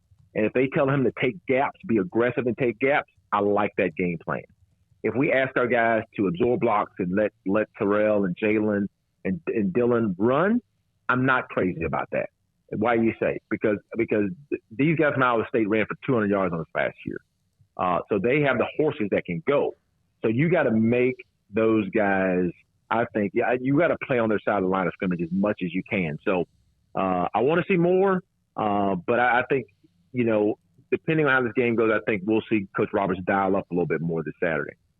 All right, JJ, thank you very much. I can't wait. I love games like this. You get to learn, like Auburn, Penn State, not saying it's that national level, but you get to find out. And which of these Big 12 games, Iowa State at Baylor, West Virginia, Oklahoma, Texas Tech and Texas, or Kansas State, Oklahoma State, might give us more than any of the others?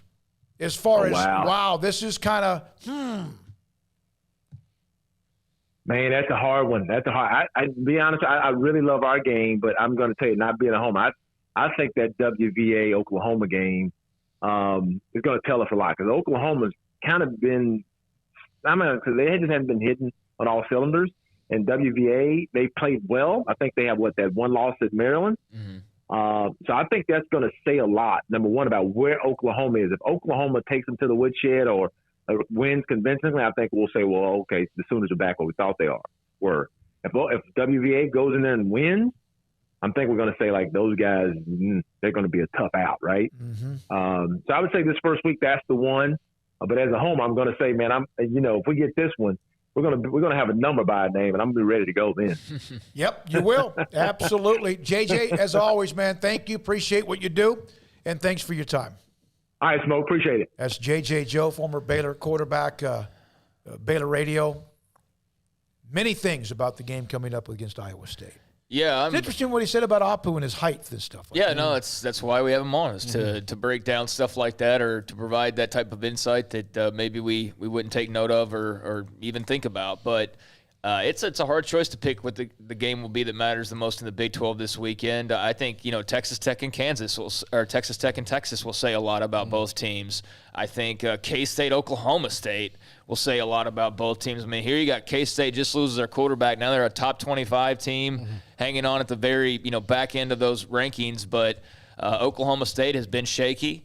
They've also looked solid at times. So I was writing up a thing last night, and it was like the players to watch or whatever. And I just kept thinking, like, man, we're going to know so much more after this weekend. We're going to know so much more about Gary Bohannon. We're going to know so much more about Baylor's O-line. We're going to know so much more about where Iowa State is and just across the league. So I can't wait. And right now, just for, fun, TCU's currently a 9-point favorite over SMU. Texas is a 7.5-point favorite over Texas Tech.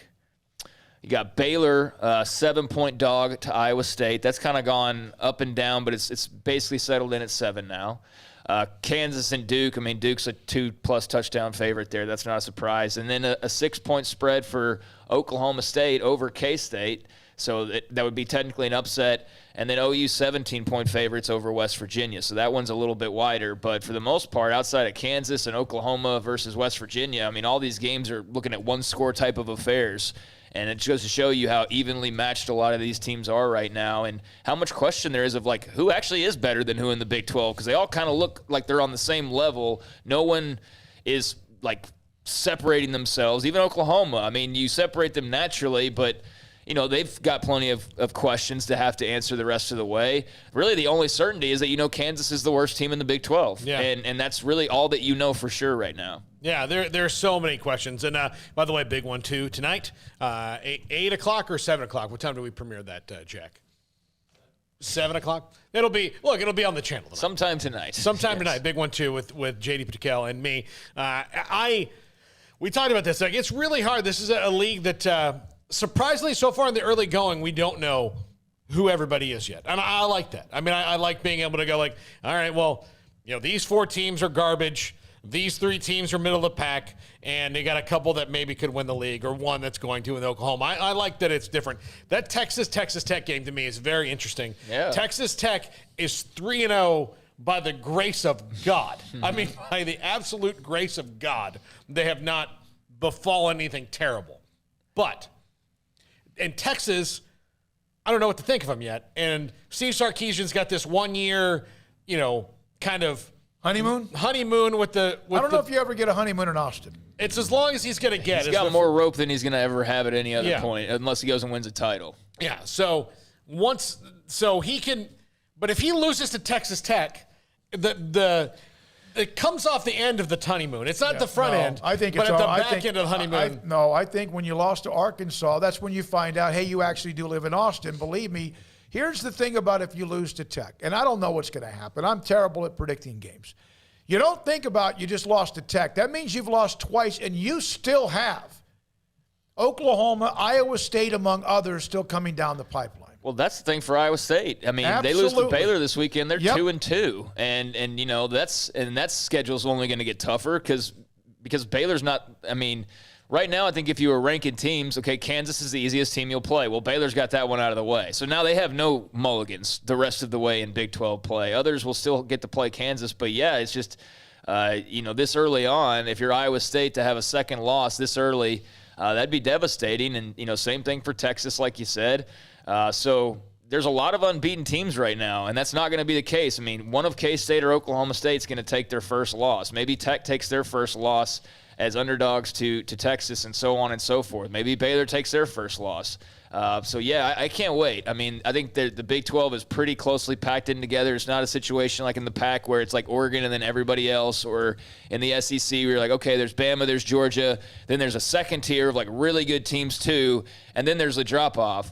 No, the Big 12, it's like Oklahoma by default, and then 8 other schools all lumped together, and then Kansas. And that's what the Big 12 is right now. So I'm looking forward to this, obviously. 4:26 in an hour, we'll discuss the Cowboys as they get ready for a game on Monday night against Philadelphia. John Machota from theathletic.com will join us on that. So far today, we have discussed a lot, including some of the background, the chatter, some of the underground, or in the rooms or meetings or conference calls in the Big 12. And then also the college football expansion, people starting to meet again, commissioners or administrators or whoever else, and that this is not just, wow, man, we thought we had a pretty good deal. Now there's just, again, slow down and see what happens. A lot of you have been on the text line. We have not been able to get to the chat room enough, and we're going to do that because a lot of you are chatting and asking questions and giving opinions as well. The number to call, 254-339-1122. Paul Catalina, Craig Smoak. I'm David Smoak. Jack McKenzie runs the mothership on Sikkim 365 Radio. Richard Carr, Buick GMC Cadillac.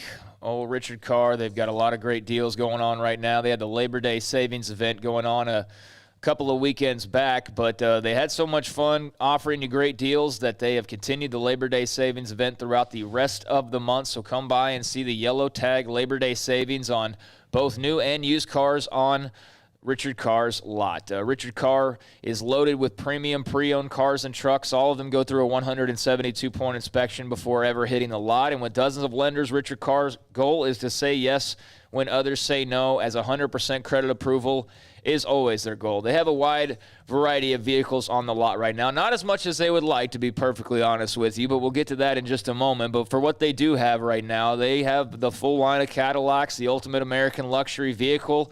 They've got the XT4, the XT5, and the XT6 lineup of SUVs in the style and size to fit your lifestyle. They've got the smooth and powerful CT4 sedan starting at only $33,395. And when you're shopping Cadillac, you're shopping sophisticated looks, power, and exhilarating drive. At Richard Carr Cadillac, they will find the right model for you. And as I mentioned, there's some lack of availability. So if there's a particular model, a particular car or truck that you have in mind that's not available for you on their lot right now, well, they will put you first in line for the many cars and trucks that will be coming their way over the coming weeks and months. So get your name on the priority list right now to get the perfect vehicle for yourself as soon as they arrive at the dealership. And speaking of dealerships, if you're here in the greater Waco, Central Texas area, well, Richard Carr is your local hometown dealership. They want to earn your business. They want to do so by offering great prices, by also offering free oil changes on new cars and trucks purchased. And they also want to continue to provide superior service after the sale. And that service includes bringing a test drive to you. You can show up at the dealership, schedule it, and get a test drive there. But if for whatever reason, COVID circumstances or what have you prevents you from getting over to their lot, well, you can talk to them, set it up, and they will bring the test drive to you. So let them bring that test drive to you, or come by the dealership and see the Yellow Tag Labor Day savings all month at Richard Carr. And they are owned, operated, and run by loyal and proud Baylor Bears. Y'all listen up. Let me tell you something about group meals from Rudy's Barbecue. It's got all you need for all the folks you gotta feed, smoked meat, sides, and more. There's everything down to the tablecloth, just like the one that you see at the store. At a bridal shower, it's better than flowers. And a long business meeting, it'll pass the hours. It'll feed all the cousins at a family function. It's better than potluck at a church luncheon. Next time you need to feed 10 or more, call and order a Rudy's group meal. Next in line. How did Edward Jones become one of the biggest financial service companies in the world? By not acting that way. Financial strategies, one-on-one advice, it's a big difference. And that's why Brad Wilson, your Edward Jones financial advisor, makes sense of investing. Experience the difference for yourself. Brad Wilson, 250 Sharon Drive in Woodway, 254-776-4337. Edward Jones, member SIPC. Grant Dideker, under the umbrella of Texas Farm Bureau Insurance, McLennan County agent. When you contact people about insurance, and people are hit up with it all the time, what do you tell them? What do you say? I know you say you educate, but Texas Farm Bureau Insurance is obviously successful for a lot of different reasons. Right. And has hundreds of thousands. It's personal service. Okay. It's one-on-one service. Just yesterday, went to a client's house, met with the couple, went over all the coverages, and they said, wow, we've, never had this before. We've had this different insurance and that different insurance, but we've never had somebody actually come to the house and go over everything with us. And wow, we really appreciate that, especially this day and time where it's just a click of a button and you really don't know who you're dealing with. It's a different person you call every time you call that 800 number. You don't know who your agent is. Now they have a face with the name, and it's more personal service. Grant Dideker, Texas Farm Bureau Insurance, McLennan County agent. If someone wants to contact you, just straight on your cell phone? Yep, 254-265-0442. Grant Dideker, Texas Farm Bureau Insurance, a McLennan County agent. Riverbend Liquor and Wine, Lakeshore Drive at North 19th Street in Waco, is a hidden gem. They've got a great selection of spirits, wine, and the most extensive selection of craft beer in Waco in their gorgeous walk-in fridge. And they have an amazing array of high-end bourbons like Pinhook, Weller, Buffalo Trace, Brush Creek, Hotel, Garrison Brothers, Thomas S. Moore, Hooten Young, and Bardstown. Great customer service and a convenient and speedy drive-through window. Riverbend Liquor and Wine. Find out more on Facebook and Instagram.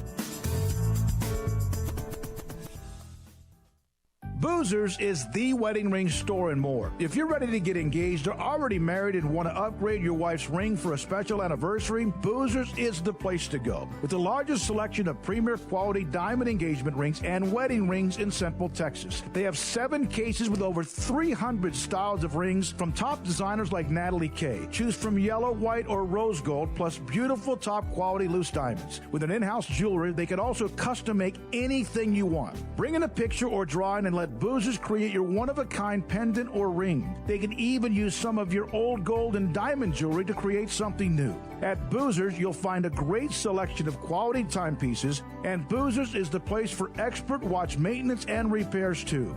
They specialize in expert Rolex watch repair for fine jewelry, watches, custom work, and more. Go to Boozers on Valley Mills and Lake Air Drive in Waco. Boozers, the wedding ring store and more. Welcome back to Sikkim 365 Radio. Have you subscribed to our YouTube channel? Search 365 Sports on YouTube. All right, here we go. Sikkim 365 Radio. Love for you to be a premium member on the website, Sikkim365.com. Also, like us, subscribe to us if you can on the YouTube channel, 365 Sports. And we have not read nearly enough chat. I'm going to try to do that and also go rapid fire with that. Phone calls, too, at 254-339-1122. All right, let's go back to the BetUS caller line. And Drew, you are on Sikkim 365 Radio.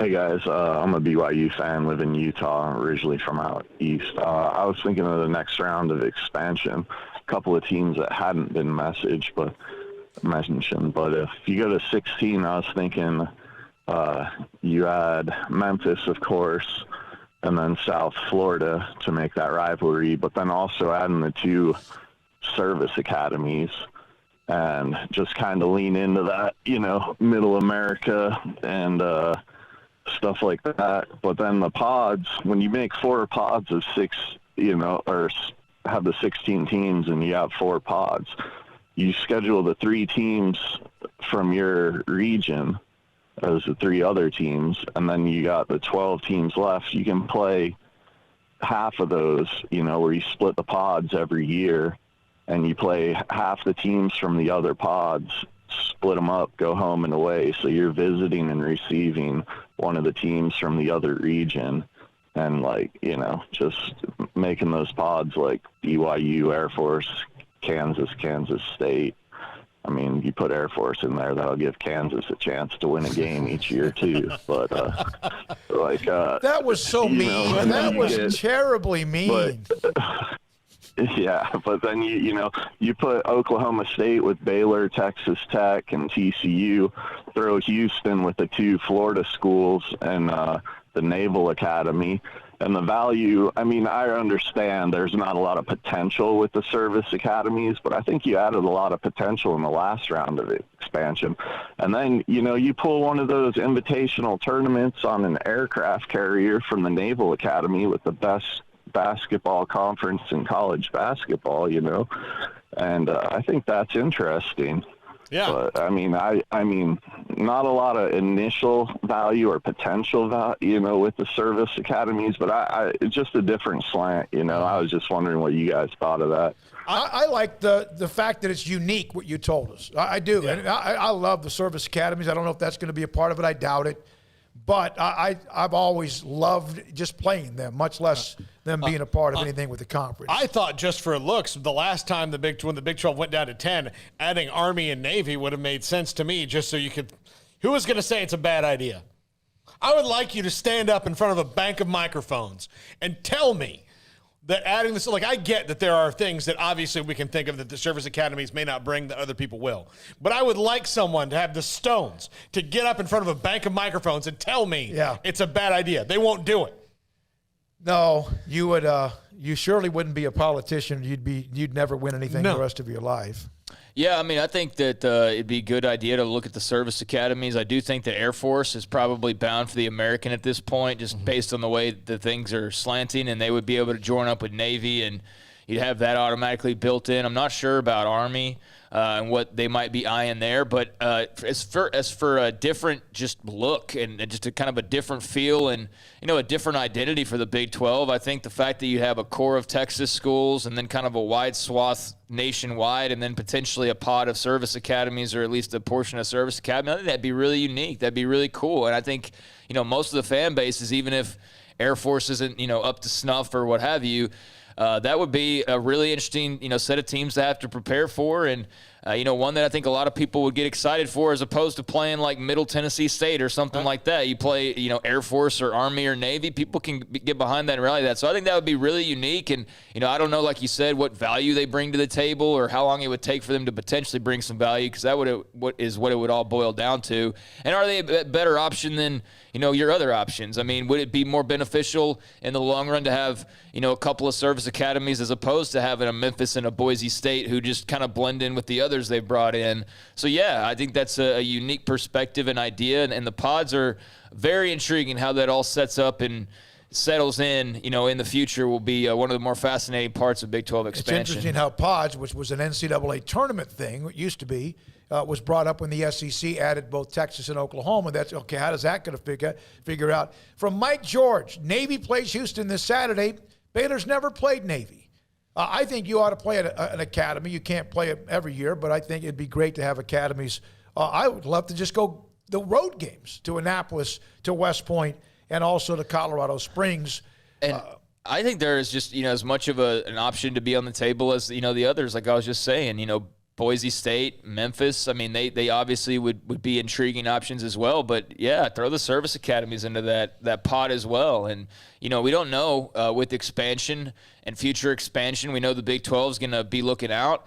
And it's really interesting for the Big 12 because not only have they gone from being the little sisters of the poor for a few weeks, but now have – obviously bolstered their defenses, and they've got these 4 brand new shiny teams that'll be coming in. But now, with people knowing, and I'm sure it was intentional to have it out there that they were still going to be looking around for the very chatter that's going on right now, is that it's all of a sudden created this idea of, okay, the obvious route for the Big 12, if they want to expand once again, is Boise State and Memphis, and perhaps USF. And you brought up USF. That's a team that's, been mentioned in the Big 12 offices for sure and been discussed, but you have that option, but there's also the service academies option, and there's also what happens with the Pac-12 option, and there's also what happens maybe in some other conference as the TV deals start to come up in the next few years. So you're not just choosing from like a couple of options. You actually have a pretty wide scale of teams that could be in play, and so you do have to be very calculated because the last thing you want to do is add the wrong teams, and then all of a sudden the Arizona schools become available, and you're like, oh, crap, we don't have a way to – we're already at 18 teams now. We can't add Arizona and Arizona. You know what I mean? So there's options out there. They got to be very calculated. I'd also like to see it for the service academies, just as being a fan of the kids who all go there. Mm-hmm. Not just the football players, but for them to have. Wouldn't they academically be better than most everybody else in the conference? Yeah, pretty much. Everyone, but I'm just to have a little extra. Juice on their athletics. I mean, I would love it. I know it's probably never going to happen. If they go to a 12-team playoff and Navy was the 12th team in, holy cow, wouldn't you love that? It's not going to happen because Staubach's not there, neither is Joe Bellini. From the 3-2-1, from the 3-1-0, the Kansas comment was horrifically offensive to the U.S. Air Force Academy. Bad news for the Jayhawks, but the Flyboys would stroke them. They've never played. I just looked that up. They've never played in football. And then school-wise, when you look about institutional, and that's thrown around only as an argument when you need to make it or how much money you make when you need to make it. The equivalent to Stanford, Yale, Penn, and Duke. Air Force equal to Michigan and Cal. Army-Navy equivalent to Stanford, Yale, Penn, and Duke. I love it. Just that it was unique and refreshing that you said that, and thanks for the call. I think the Air Force would kick Kansas into the wild blue yonder this year. And I'll tell you what, nobody wants to prepare for Army or Navy or have to deal with that. I mean, we saw Oklahoma and Army, and we've seen Army give plenty of folks a run for their money, the Black Knights and their unique style of play, and same with Navy and Coach Ken. I'm not even going to attempt the last name again, but yeah, that would be unique. And you would be playing some games against Notre Dame in your conference because they will play the service academies as part of the history and tradition. Especially Navy. Let's go to Chris in Missouri. You're on Sick'em 365 Radio. Thanks for your call. Hey, guys. Good to talk to you again. Hey, 2 quick thoughts. One on Big 12 expansion. You guys could do something that no other conference could do. You're in Florida. You're in Texas. If you brought in a Fresno State or a San Diego State, you could recruit the biggest states and have a footprint for basically, all these recruiting areas that wouldn't have otherwise been open. The other thing I wanted to say was I'm a little bit concerned with the NCAA being a toothless tiger.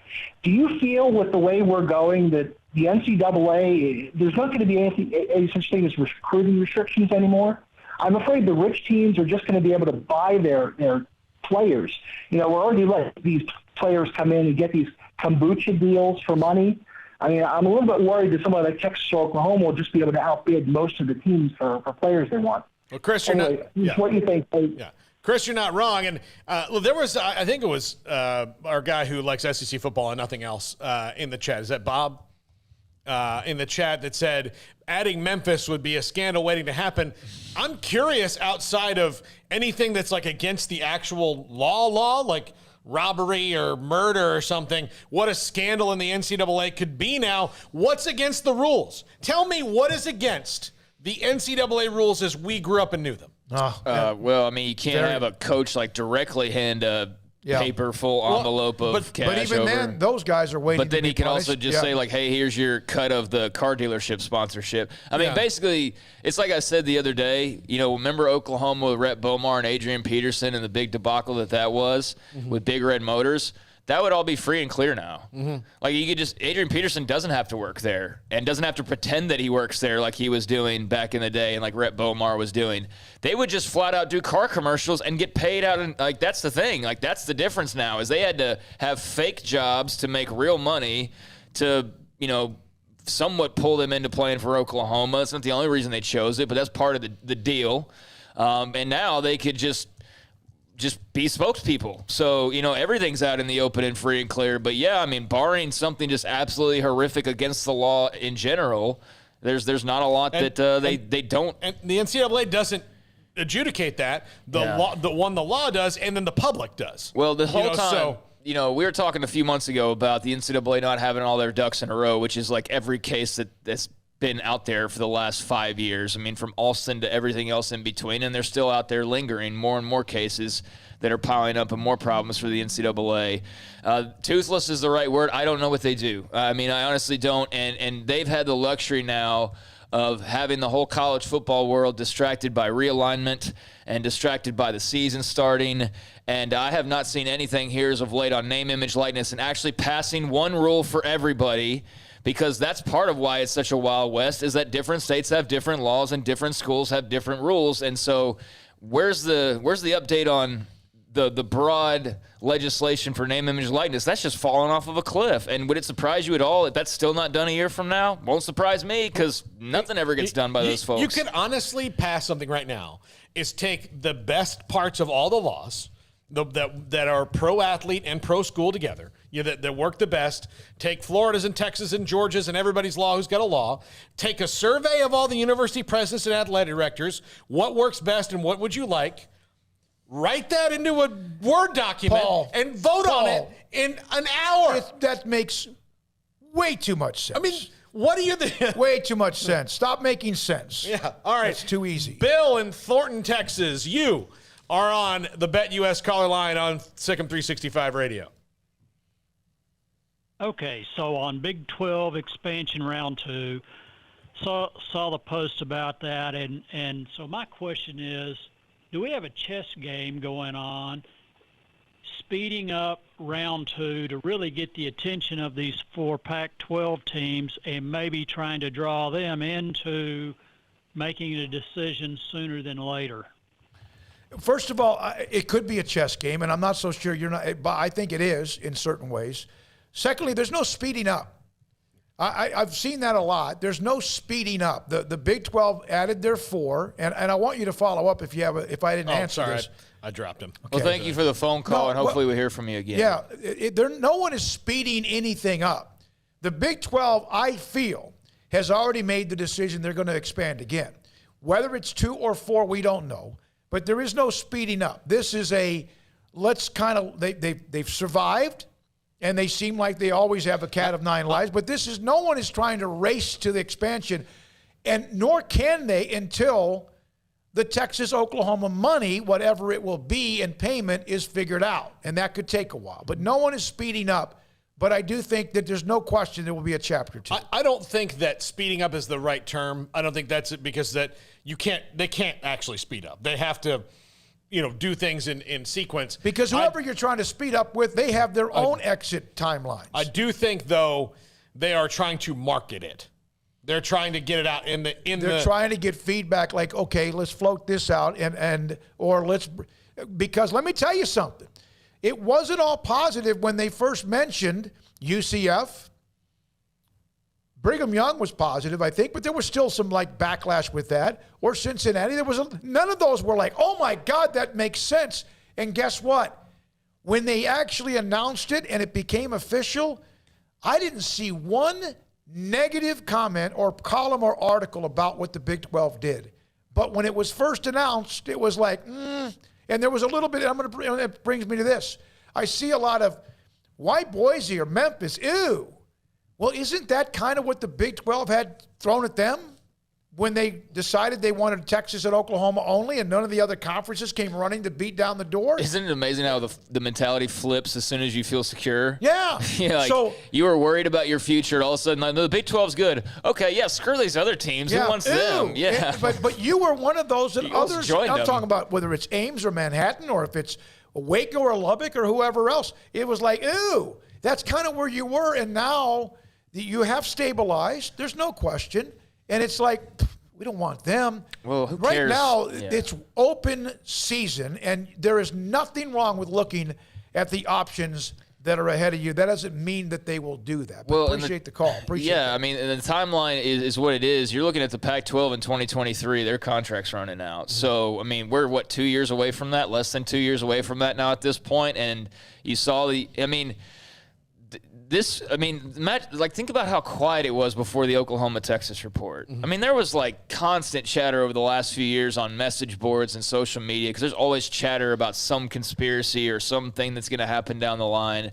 And so this was bubbling for a while. And that's why it wasn't entirely shocking when OU and Texas announced they were joining the SEC. It's just a matter of how it was done and how it was unveiled. But, I mean, that has subsequently led to a complete, change in the Big 12's future. It's led to a shift in what the American's going to look like moving forward. It's led to a shift in what the SEC is going to look like moving forward. It's led to the alliance being created between 3 other conferences, and that's all in the last 6 weeks, right? So imagine what's going to happen in the next couple of years, because we know the Big 12 is not done looking. And now, like we just laid out, look at all the options that are out there. Do you want to go Service Academy? Do you want to remain patient and maybe in 2023, those Pac-12 schools are an option? Do you want to go ahead and move forward with the obvious choices that are kind of the first go-tos like a Memphis or a Boise State? So I think it's fascinating that they went from no hope to a new conference, and now a new conference that's already out looking for any variety of other combinations that could come into the fold, but a lot will depend on what happens in these other conferences with their contracts, and so that's stuff that's just got to play out over time. All right, break here, Paul. Come back with the final call or final call here? No, let's break, and then we'll come back with more. All right, we got more of your calls. On, so. A lot of you are hitting us up on the text line, which is the same line as the phone calls at 254-339-1122. I'm going to try to respond to a few of you as, in fact, now. And also the chat room continues to roll along. And we're going to take all of this discussion all the way up until 5:30, and then we'll be joined by John Machota on the Cowboys hitting week 3 of the NFL season. And this is Sikkim 365 Radio. PettyClinicLowT.com can help you become the high-performance man that you want to be, maybe used to be, and you need to be. What happens as you grow older? Well, 1 out of every 3 men have symptomatic issues of low testosterone. 1 out of every 3. That number every once in a while fluctuates between 25% and 33% that have symptomatic issues of low testosterone. What is a symptomatic issue of low testosterone? Your sex drive drops. It's not the same. Things happen. You're lethargic. You don't have the same energy. And it also can even affect your sleeping habits. So what happens? Your testosterone level drops. It's part of father time. Not everybody is affected by it, but you might be. And there's nothing wrong with admitting any of those 3 symptoms or all of them. And so, contact Dr. Kent Petty at PettyClinicLowT.com. Tell him Smokey sent you. And then he will set you up to go and get your blood work. He will look at the lab results. And if your lab results show your testosterone levels have dropped or are low, he can put you in a program for you to become the high-performance man that, again, you want to be, used to be, and need to be. 1 out of every 3 men. Remember that figure. And also remember PettyClinicLowT.com. From the first workout to the last practice, sports is an incredible and rewarding challenge. Hi, everyone. This is Dan Ingham with the First National Bank of Central Texas, and we're proud to support each athlete, every parent, and our educators. From families, small businesses, to the biggest industry, we're here to help. With remarkable products like mortgage lending, we've got banking ideas that fuel big dreams. The First National Bank of Central Texas. Familiar faces making local decisions. Member FDIC, Equal Housing Lender. Boots add protection. Good boots help you climb better and move forward faster. And when your son or daughter steps into the boots of a U.S. Army officer, they also learn how to lead. In these boots, they'll gain more confidence with expert training in one of more than 150 occupational specialties. In these boots, they'll stand a little taller and lead a team with diverse backgrounds and areas of expertise to successfully accomplish whatever challenge comes next. In these boots, they'll earn respect with valuable experience from day one that will give them solid footing for success into the future. Highly qualified candidates who earn a spot on our team can receive comprehensive health care coverage, college tuition assistance, and a bonus of up to $40,000. See all the things your son or daughter can achieve in our boots at GoArmy.com. U.S. Army Waco Recruiting Company, 254-598-8131 or 254-776-1543.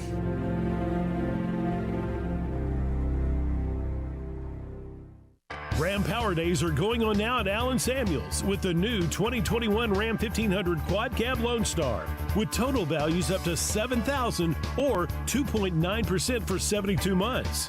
The 1500 Lone Star Quad Crew Cab offers style and dependability for any job. It's the Ram Power Days going on now at Allen Samuels, 201 West Loop 340 in Waco. Come by, let's be friends. See dealer for details. All offers have credit requirements. Don Humidor, your home with a 48-foot walk-in humidor with the elite cigar brands from around the world, including the #1 cigar of the year, Aging Room Cuatro Nicaragua. Plus, they have the great brands like Macanudo and Artur Fuente, Rocky Patel, Aston, and so much more. CBD, great for sore muscles, aches and pains, sleep, Vita Dreams, and anxiety, mild depression, general health and wellness. Their staff very knowledgeable on the subject. If anyone is curious about CBD, ask Carol and Ashley. Don Humidor in the Townwest Shopping Center off Valley Mills in Waco. At Ideal MRI, we feel blessed to be part of the Waco community. We're a small family business here in Central Texas. At times like this, the cost of healthcare has never been more important. And unfortunately, significant illnesses and injuries still occur. And that's why Ideal MRI is open and here to serve you through this difficult time. So if you need an MRI, ask your doctor about Ideal MRI. You can schedule online in minutes at idealmri.com or call 833-IDEAL-MRI.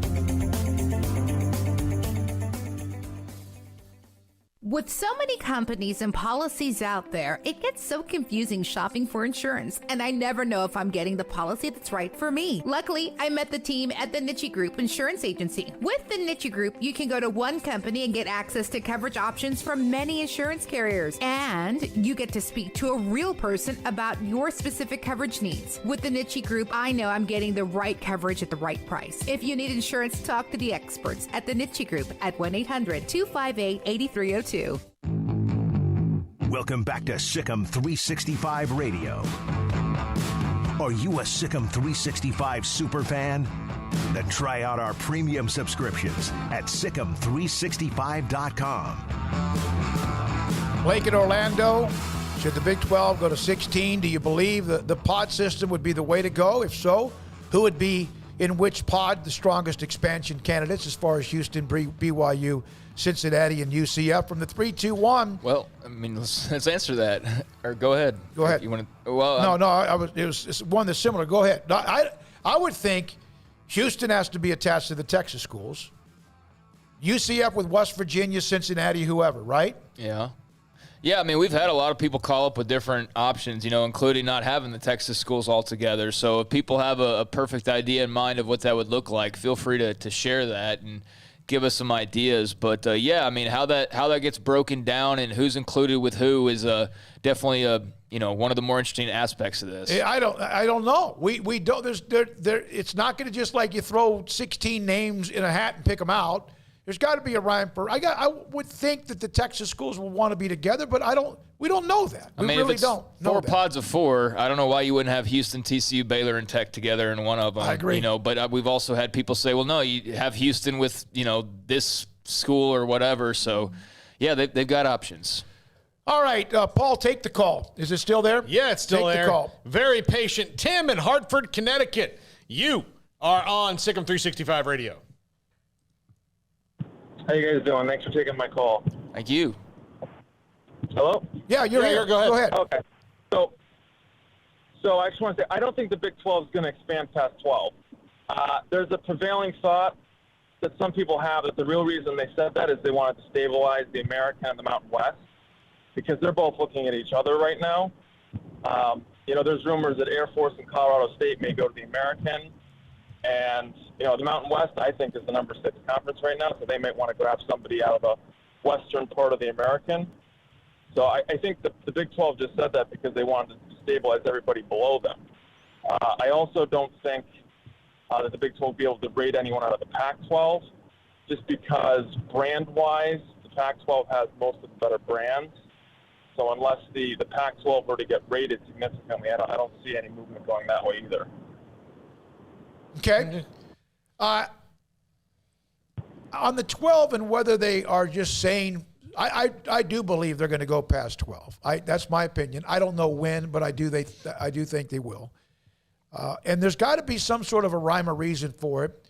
I would rather just keep it the way it is and kind of see how it works. But then if it doesn't work or it's not enough, then you fall behind the curve again. So I think what they're trying to be is proactive for once. And I think in the case where they were proactive after the beatdown of what happened with the Texas and Oklahoma story, man, you don't know. I mean, what do you guys say? What do you think? You think they're going to go past 12? Do you think that they should? I absolutely think they're going to go past 12. Yeah, me too. I absolutely think that they should go past 12. And I absolutely think you have to do it not only to be proactive, but also to counteract any potential losses in the future, because they have nothing that's tying them to Iowa State or Kansas or Oklahoma State and Texas Tech if they want to start those Pac-12 rumors again. You know what I mean? Like, there is the possibility that there is still a conference that could go and poach one of those schools at some point in time. And so rather than being in the position where you're in, where all of a sudden Texas and Oklahoma pull the wool over your eyes and they leave, and all of a sudden you're on the brink of even being considered for autonomy, at least if you expand enough that, okay, you lose a couple teams, cool, we're still at 14, we're still fine, So I think that you kind of set yourself up to not prevent losses, but potentially be able to counteract losses, immediately, or not feel them as heavy of a brunt. So, yeah, I do think that the Big 12 is going to expand. And on the Pac-12 thing, I mean, everything's fine in Pac-12 land right now for the most part. They got the alliance going on and all of that. But my thing with the Pac-12 has been constantly of just there are different political views. There are different ideas on the direction that college football is going. And I don't think everybody is necessarily all on the same page all across the country in every single conference. I think that's become very clear. So the Pac-12 thing, probably a long shot, but I don't think it's something that you can entirely rule out, especially if, for all we know, you've maybe heard some back channels of like a school or two out there that said, hey, we're good right now, but in the next 5 years, maybe this might not be the place for us in the future. And I think there are conversations. Like, I think everybody's having to reevaluate exactly where they are. And, if you're in the Big Ten, you're not looking to go anywhere because you're set, you're secure. But at the same time, that's not the end-all, be-all. If all of a sudden some of the things that you do hold important, whether it be academics or just the amateur nature of college football or what have you, don't line up with your values, then that could create some friction that no matter how good the money is, it's not your brand of what you're into. Yeah, I think if you're in the SEC or the Big Ten, you probably don't have to take a lot of calls right now. You just have to be abreast of the situation. Yeah. And I mentioned this when this happened. If you're a Vanderbilt or especially in the SEC and Big Ten, if it starts kind of creeping that way, but if you're Vanderbilt or one of these schools that doesn't do much for it, it becomes the mini NFL. What happens when the SEC goes, hey guys, we loved you and thanks for all the great grades. But the NFL has Vanderbilts. Yeah, they do. But Vanderbilt factors in heavy in the grades, yes. But when do they because they have another partner? They just go ahead and say this is what the thing is. But the one thing about the SEC, there's that possibility. But the thing we've always said about the SEC, they take care of their weakest link. Yeah, they do. And that's what I love about them. And that's why they are strong. That's why you have to keep abreast. Just make sure everything is going on. But the other conferences, I mean, you're the Pac-12, the Big 12, the ACC, I know has a grant of rights from here until kingdom come, but even still, that's not worth the paper it's printed on if you have a good enough lawyer. Those three conferences are shaky, so you always have to watch what's going on. And the level of shakiness changes by the week. They have people in every boardroom. Yeah. The 714 asked the question that we've rarely gotten. Usually the question is from a Pac-12 fan, why in the hell would we want anybody from your conference, the Big 12? Here's from the 714. Hey, I heard you guys talking about teams that might want to join the Pac-12. At this point, why would any school in the Big 12 want to move out here? You're telling me that Oklahoma State or TCU or Houston want to sit in a room where USC, the University of California system, and Stanford and USC has the last say? Here's the Pac-12. This is one of the few we get. It's a dying conference. Now, whether that's true or not, every Bruin fan wants out of here. Every USC fan wants out of here. Then he said this: I would love for you guys to ask Pac-12 fans right now, how satisfied are they in their own conference? We all freaking hate it. Yeah, why is everybody racing for the 1 a.m. game on Saturday nights on a network that nobody gets? You know what I mean? Like, I don't understand. It's really only a couple. I think that you saw the true nature of a lot of fan bases, and not like I don't like it when you take the most toxic fan and then you try to paint the whole fan base that way. But I do think that you have gotten a little bit of an indication of, you know, some fans and how quick they are to flee. You know what I mean? Like, as soon as the Big 12 started getting rockier in trouble, it wasn't of like, okay, how do we fix this? It was like, where do we go? Where do we run off to, right? And so a lot of Tech and Oklahoma State fans in particular just felt like, because of the way this all went a few years ago, that the Pac-12 was going to make all the sense in the world. I think you look back and you really analyze the situation. If you're a Tech or Oklahoma State fan, I think you have to ask yourself why they would make so much sense for you outside of just the feeling of security. But that feeling of security really only comes with two conferences. It comes with the Big Ten and the SEC. Those are the ones that you know aren't going to be, you know, falling to the wayside anytime soon. The ACC, yeah, they've got a long, you know, contract right now. But is Clemson 100% happy? Is Florida State 100% happy?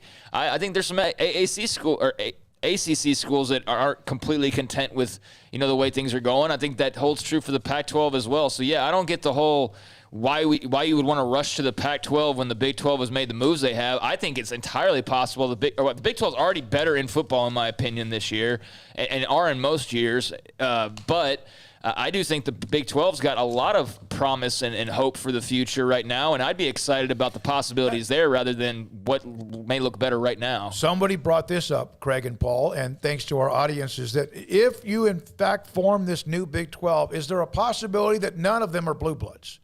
Not in football. Yeah. But is there a possibility that one can grow into being a blue blood? There are some schools. Now, I saw the example of Clemson. Clemson's got a history back in the day. And then they went through a bubble of that they were just Clemson.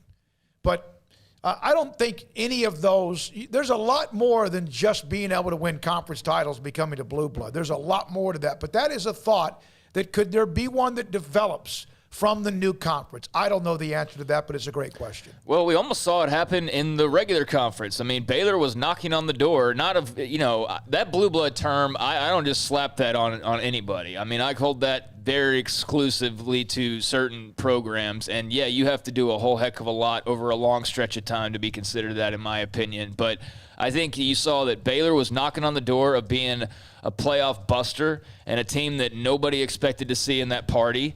And they were knocking on the door in year one along with TCU. TCU's shown the ability to kind of get into that mix at times. Iowa State seems to be knocking on the door there. We've seen Oklahoma State have their runs before. We've seen West Virginia have their runs before, just not really in the Big 12. I mean, yeah, I think there's a hell of – I mean, Kansas State, all of them have been in BCS games or New Year's Day games in the last 20 years. So I think, no, there's not going to be a Clemson that emerges, but I think there could be a lot of really good teams who can play spoiler in a given year. What Baylor, Kansas State, TCU have proven is that one, location, like all these people about, oh, it's got to be location, everything's going to be great, you know, it's got to be Austin or Miami or LA, or that's not true. Location doesn't matter, and it's all about the right coach. Yep. If you hire the right That's coach it. who continually makes the right decisions, that's it. Because plenty of programs that have nothing but resources have hired the wrong coach. Texas has done it for, you know, over a decade now, almost a decade. You know, many schools have done it for 50 years, hired the wrong coach in spite of their resources. If you hire the right coach at the right time, you can be in the party. And Bill Snyder turned the most horrific, worst all-time football program into a pass in overtime away from playing for the national championship. And not for one of the craziest endings to a game you've ever seen. And beat Oklahoma and beat Nebraska and started beating the Blue Bloods. And then did it for a pretty good time. Well, here's the thing. Iowa State, maybe it's hard to put them and really anybody in the Big 12 together with the term blue blood right now outside of, the two obvious. But, if Matt Campbell's there for the next 15 years, they have an opportunity to be one of those teams that enters a whole new wave. If Luke Fickell remains at Cincinnati for the next 15 years, they have an opportunity. If Matt Rule had stayed at Baylor for 15 years rather than jump in the NFL, they would have had an opportunity to be knocking on the door every year. So, yeah, it all goes back to coaching ultimately and the support you have from your university. When we come back, some more from the chat, text, and calls, 254-339-1122. We appreciate all of you. Every single insight, feedback, opinion, and question on Sikkim 365 Radio and 365 Sports. The 2021 Ram brand has just received the first place prestigious J.D. Powers initial quality study. The Dodge brand finished second to Ram 2021 Jeep Gladiator among all the midsize trucks. Quality and Ram Power Days only at Allen Samuels, Dodge Chrysler Jeep Ram Fiat on Loop 340 east of 84 in Waco. Also the Grand Cherokee L, the brand new Jeep Grand Cherokee L, ready for your team. Now with more room, pack up your favorite team in a new Jeep Grand Cherokee L and enjoy. And in speaking of that, with the Cherokee L, beautifully rugged third-row seating, carries prestigious Jeep heritage, and come in today to test drive one at Allen Samuels. And also the Allen Samuels 2021 Grand Cherokee Laredo, the most awarded SUV ever. Total values of $3,250. Beautiful design, elegant style Jeep. Grand Cherokee Laredo at Allen Samuels. What did I say? It was $3,250 off on that one. And all of that at the dealership. Ted Teague and Company. Loop 340 east of 84 in Waco. At Baylor University, students can shine in their own way. Or should we say their own ways? Because there's no limit to the ways Baylor students make the world a brighter place. Whether they're leading a student organization or following a higher calling, getting advice from faculty, or taking part in world-class research, pursuing their dreams, or working toward their dream job, students find their place to shine at Baylor, where lights shine bright.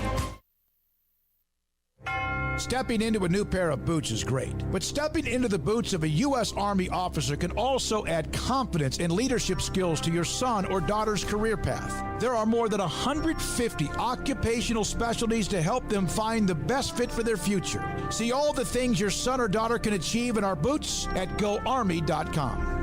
U.S. Army Waco Recruiting Company, 254-598-8131 or 254-776-1543. Baylor Scott & White, Southwest Sports Medicine and Orthopedics, the team physicians for Baylor Athletics, diagnosing and treating all sports-related injuries, including concussions. These specialists also provide orthopedic services for athletes and non-athletes alike, whether it's knee or shoulder pain, hand or wrist injuries, orthopedic spine care, and even an arthritis and total joint clinic. Trust the doctors Baylor Athletics trusts. Baylor Scott & White, Southwest Sports Medicine and Orthopedics wants to get you back in the game.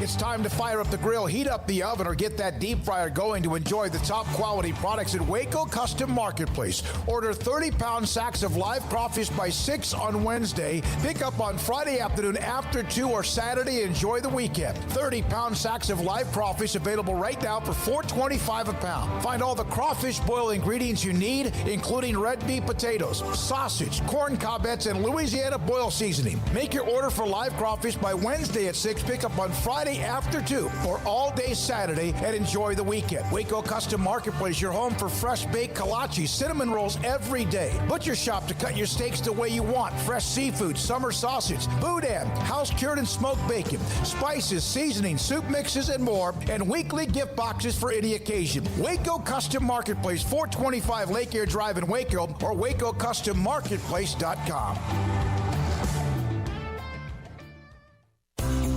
At Ideal MRI, we feel blessed to be a part of the Waco community. We're a small family business right here in Central Texas, and our goal is to bring down the cost of healthcare while maintaining high quality. At times like this, the cost of healthcare has never been more important, and unfortunately, significant illnesses and injuries still occur. That's why Ideal MRI is open and here to serve you through the difficult time. We offer premium MRIs just like a hospital with state-of-the-art technology and specialists, but you'll pay less.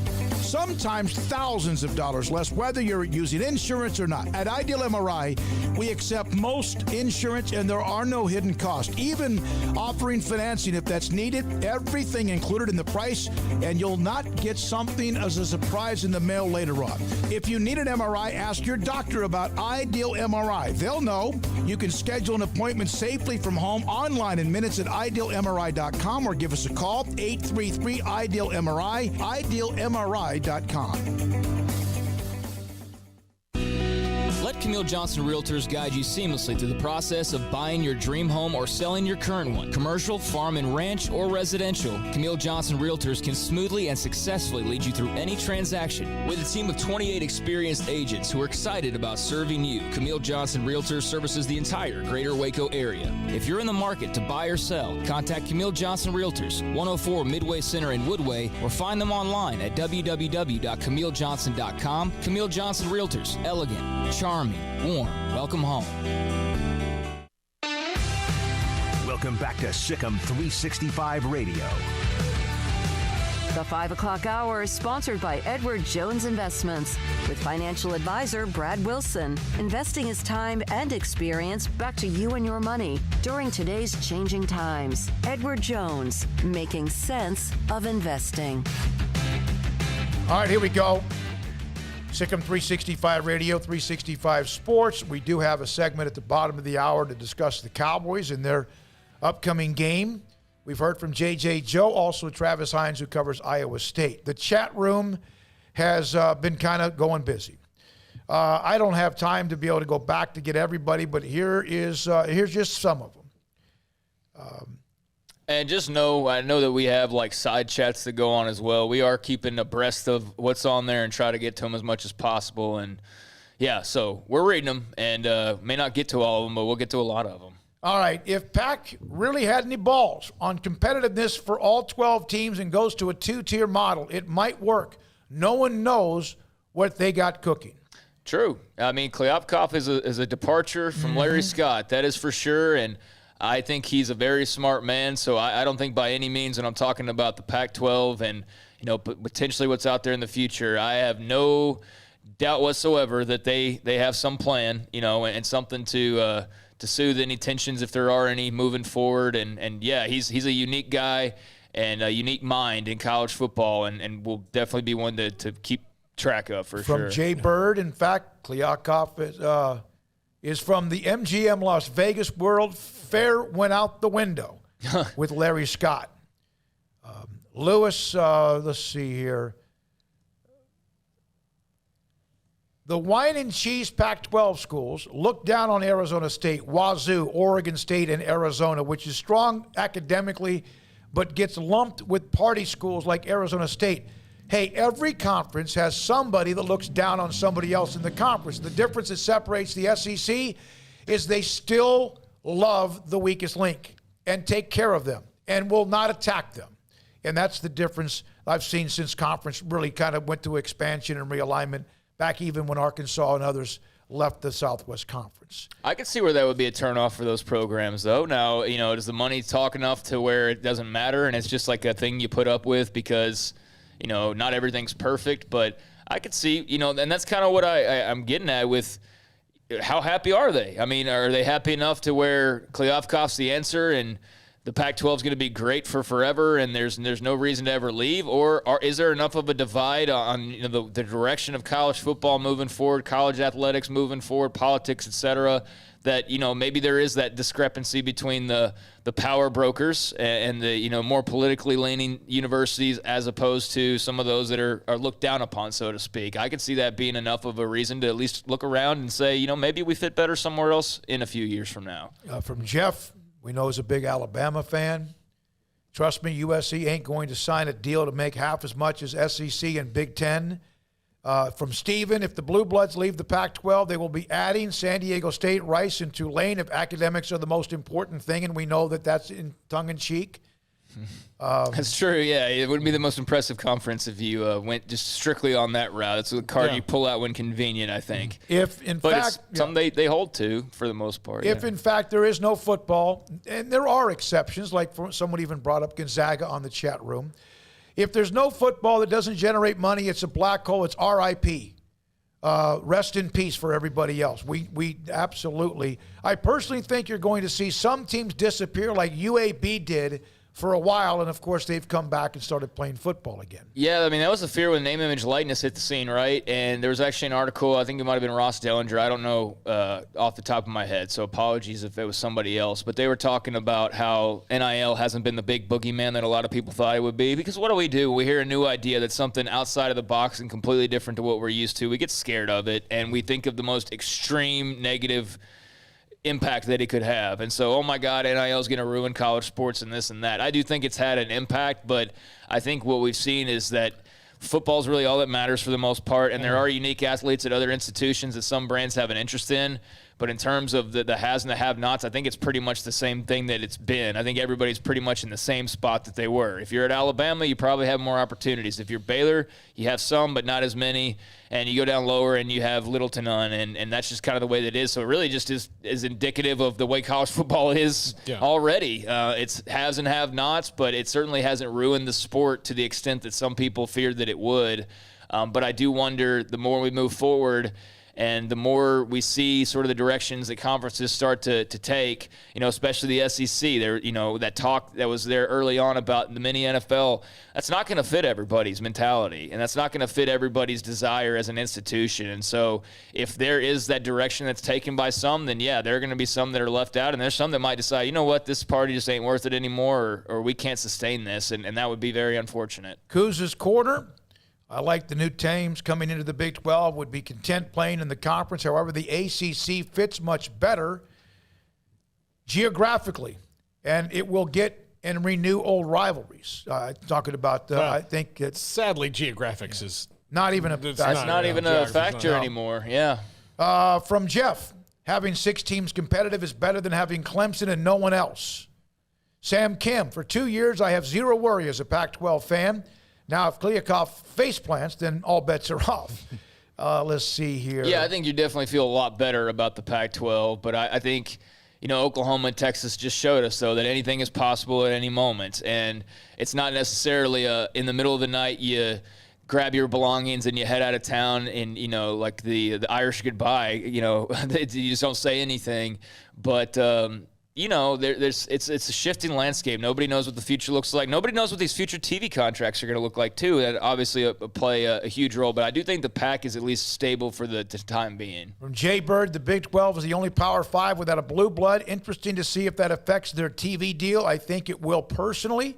From Jeff Grimm, Big 12 has always had competitive games. Yes, Oklahoma's run away with it most of the time lately, but there are great games in the Big 12 and other conferences besides the SEC, and a few in the Big Ten. Big Ten, not as much. And Oklahoma's been inches away from it being an entirely different story, and Baylor winning a Big 12 title, and Iowa State winning a Big 12 title. I mean, they've shown that blue blood mentality of just get the job done and find a way to win, and they've done that time and again, but they have been given, their money's worth as far as, competition in the Big 12 title game, even though they walk away the winner every time. Yeah, part of that, though, part of being a blue blood is that the name on your shirt can get you those wins, can get you those 3 points that you need, just whatever it is. Is that like the number in your debit card? Like if they look at it and go, there's $3 million in your bank account, come on in. No, there's $250. Yeah, maybe. But you walk in, I think sometimes what happens, and I think this happened to Baylor when they were beating Oklahoma here in 2019, they went into halftime and go, man, we're beating the crap out of Oklahoma. They should have not said it. Yeah, I know. And then we saw what a blue blood doesn't always do, but they kind of just, from John Mark Thompson. Big 12 isn't done losing teams. 1 or 2 more will realign. Doesn't mean it still can't be a good conference, but it's going to be a battle. The dust hasn't settled yet, and more is coming.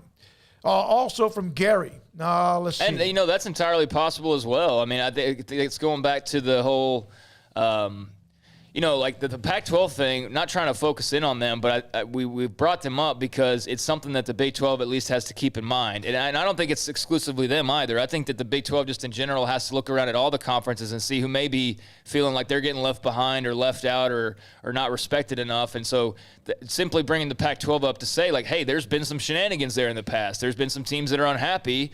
There's been some teams that maybe don't feel like they really fit in the future, and that's why we bring the Pac-12 up as, a potential. But you're looking across the board, and that's what I was saying about the Big 12 has options. Like, you can wait and see what happens elsewhere.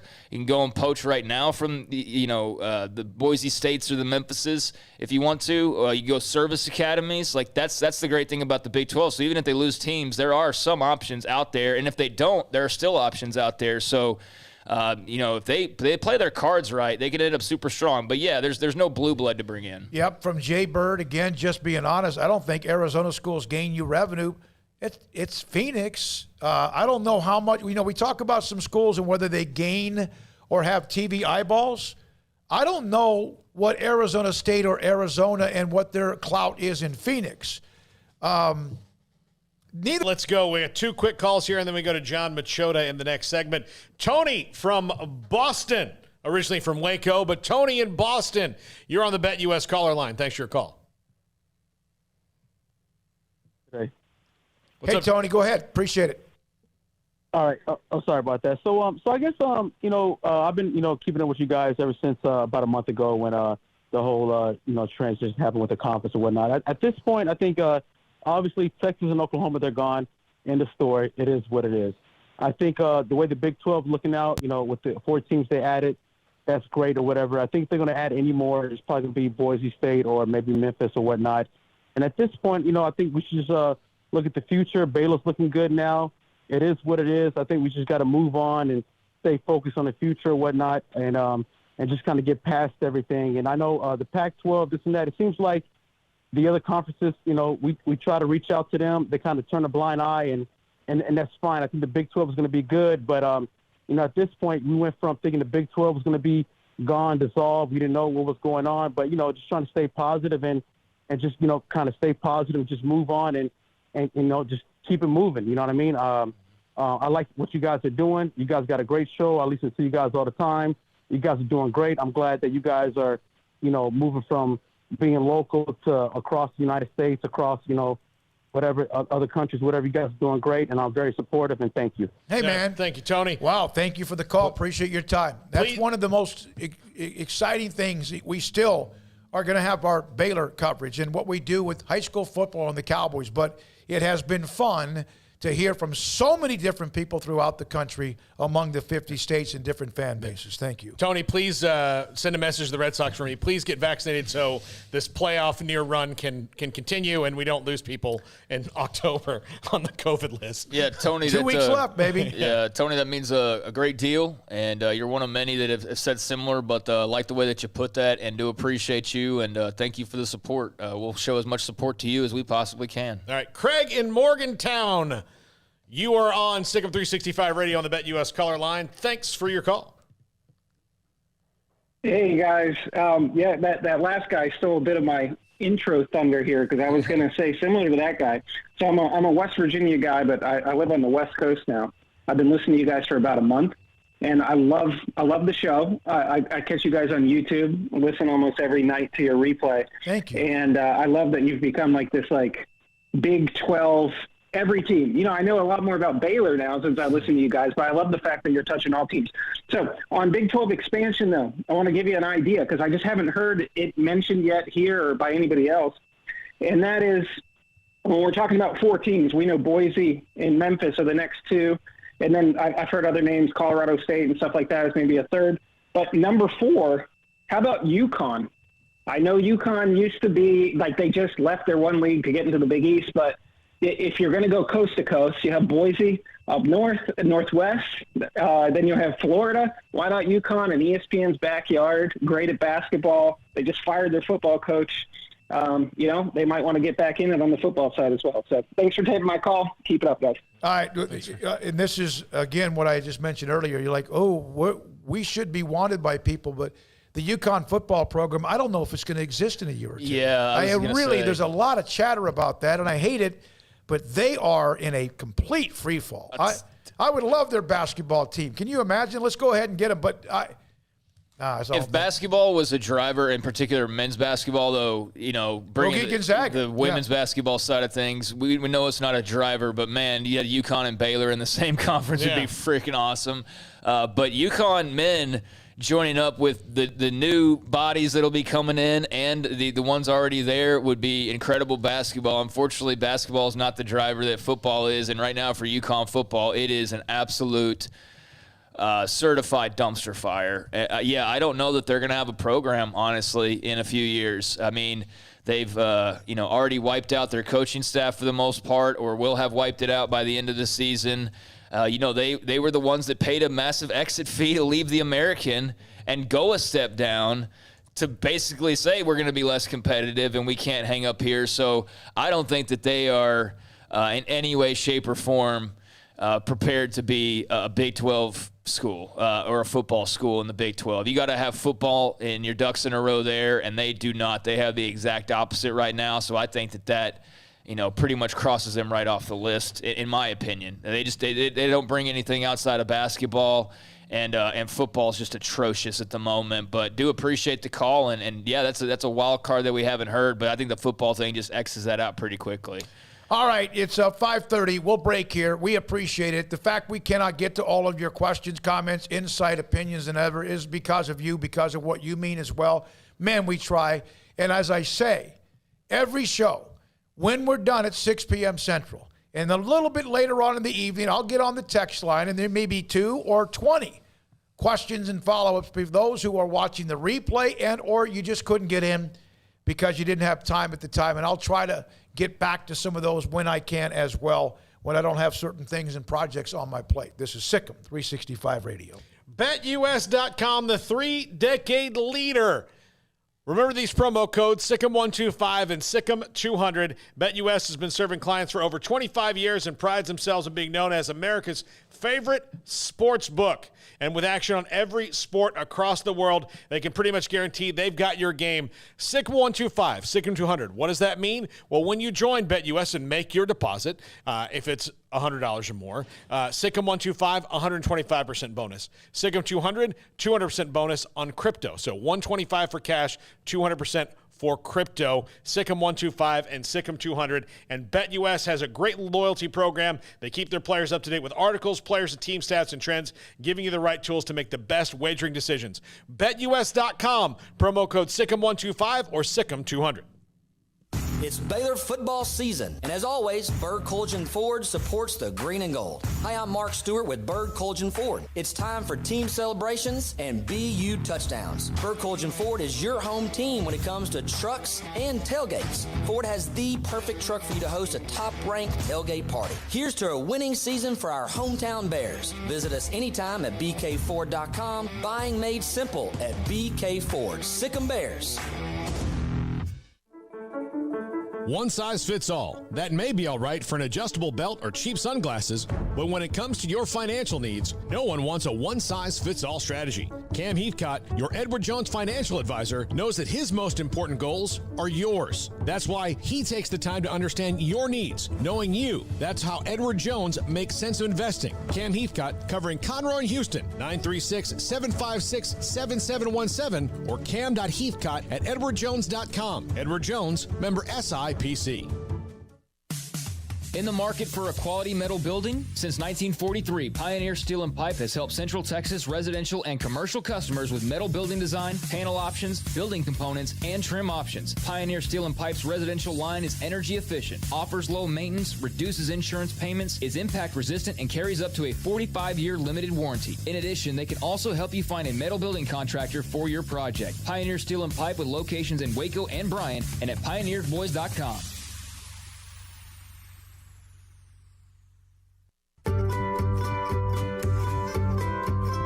You want to know why Stonewood Dental is so successful? Listen to what happy customers have to say. It's pleasant. It's different than any other dentist office. I really feel like they care And it's not that you're here for 2 hours waiting on someone to take care of you. It's quick and easy, and I bring my kids, and my kids love being here too. They really love the treasure box. Staff is really nice and accommodating, real friendly. You feel more like home. It's not sterile looking. Everybody has their own personalized rooms with decorations and decor, and they'll even have a blanket for you when it's cold. I've recommended people to actually come here, and they are patients now. I really love it here. It feels like family. Learn more, stonewood-dental.com.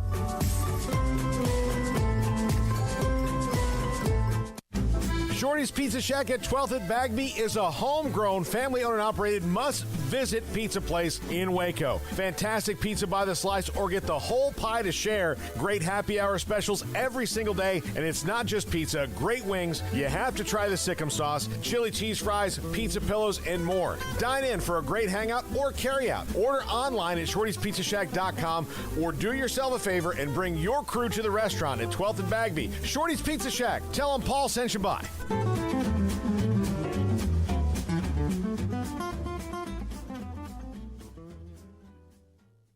For a limited time, refinance your vehicle and have 90 days with zero payments. Only at Genco FCU. Refinancing lowers your rate and you pay less for your car. You can't pass on rates as low as 1.75% for 48 months. Apply online today. Annual percentage rate subject to change without notice. Subject to credit approval, membership eligibility, and loan policies. Go to GencoFCU.org. NCUA Equal Housing Lender.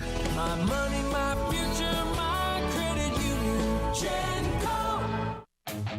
Welcome back to Sikkim 365 Radio. It's time for our weekly segment with John Machota of The Athletic. Just a sneak for Prescott, and he's in. Touchdown. Brought to you by Pioneer Steel and Pipe, where customer service is their main focus, and best in metal, steel, and pipe for large or small projects, with 2 locations in Waco and Bryan. Family owned and operated since 1943. Now, here's David Smoak, Paul Catalina, and Craig Smoak. Cowboys coming off that dramatic win, and it was in L.A. against the Chargers. Imagine where the feelings would be at 0-2, despite 2 road games to start the year. It's hard to win in the National Football League. Philadelphia coming up on Monday night. Joined by John Machota, theathletic.com, covers the Cowboys. John, any win is good in the NFL. I don't care who it's against. But can you imagine the mood, even though you stack them all together, get to about mid to late November, find out where you are, if they had dropped that one too, 2 gut-wrenching losses? Is the mood just completely different right now? Oh, yeah, especially considering if they had lost that game, we all know what probably would have happened. It was would have been a missed field goal from 56 yards, and they go to overtime and lose, and there would just be they're second-guessing today, even after a win, but there would have been even more on why would you not run at least another play to try and get a little bit closer than 56 yards for your kicker that struggled mightily the week before. It would be a completely different mood. But, yeah, a win is a win. You take it, and you move on to one of your biggest games of the year, a Monday night game against a division rival, and you feel a lot better. I mean, even though, you're 1-1, you're dealing with some injuries, you lose to Marcus Lawrence, Lyle Collins is out. A win has a way of healing some of that stuff, and just getting a little extra pep behind the scenes, and just in talking to some of the guys today after they did a little walkthrough, it's a lot more positive than I think things would have been if they were 0-2 and would have blown that game in overtime. John, are we supposed to believe Mike McCarthy's explanation for the clock issue at the end of the game? There's not a coach on his headset going, "Hey, Mike, you may want to go." I mean, I know Tony Pollard complicated things, but still. Yeah, it's difficult to completely think that you can go from 28 seconds to 4 seconds because there are some clock issues at this brand new SoFi Stadium. I guess anything is possible. But yeah, that was pretty interesting to hear that after the game, and then in the following day's news conference. You just don't think that would happen at the NFL level, but apparently it does. It just a real head-scratching moment there because, even with only one timeout, I just felt like you could run another play, obviously a pass play. And if it's incomplete, the clock stops there. But, okay, then you kick it at 22 seconds. I'm fine with, giving them the ball back, kicking off to them, and them having 15 seconds to go, 70, 80 yards. I think that because of the way things went down in Tampa Bay, I think that factored into their game planning, that at the end they just wanted to make sure that they had the ball last. Like when they were going to kick this field goal, it was going to have zeros on the clock, and they got that. I just felt like maybe that could have come from like 40 or 46 yards as opposed to 56. John, there were a lot of expectations coming into this season for Micah Parsons, just based off of all the buzz that was building up. Fair to say he's lived up to those and maybe even surpassed those in some ways? Yeah, I don't think there's any doubt about that. And then the other thing is that he just sticks out like a sore thumb in Dallas because of the fact that they're just – when's the last time there was a guy like that on their defense? I mean, you almost got to really go back to – I mean, especially with today, DeMarcus Ware being one of the, named as a finalist for the Hall of Fame, which should be a shock to no one. But, like, that's kind of where it's at, where you have a game-changing type defender like that. Yeah, it's real early. I mean, it's only 2 games. But what he's shown, his ability to play on the edge, to play linebacker, to play in coverage, to get off of blocks, there just doesn't look to be a major weakness in his game, and he's still so young.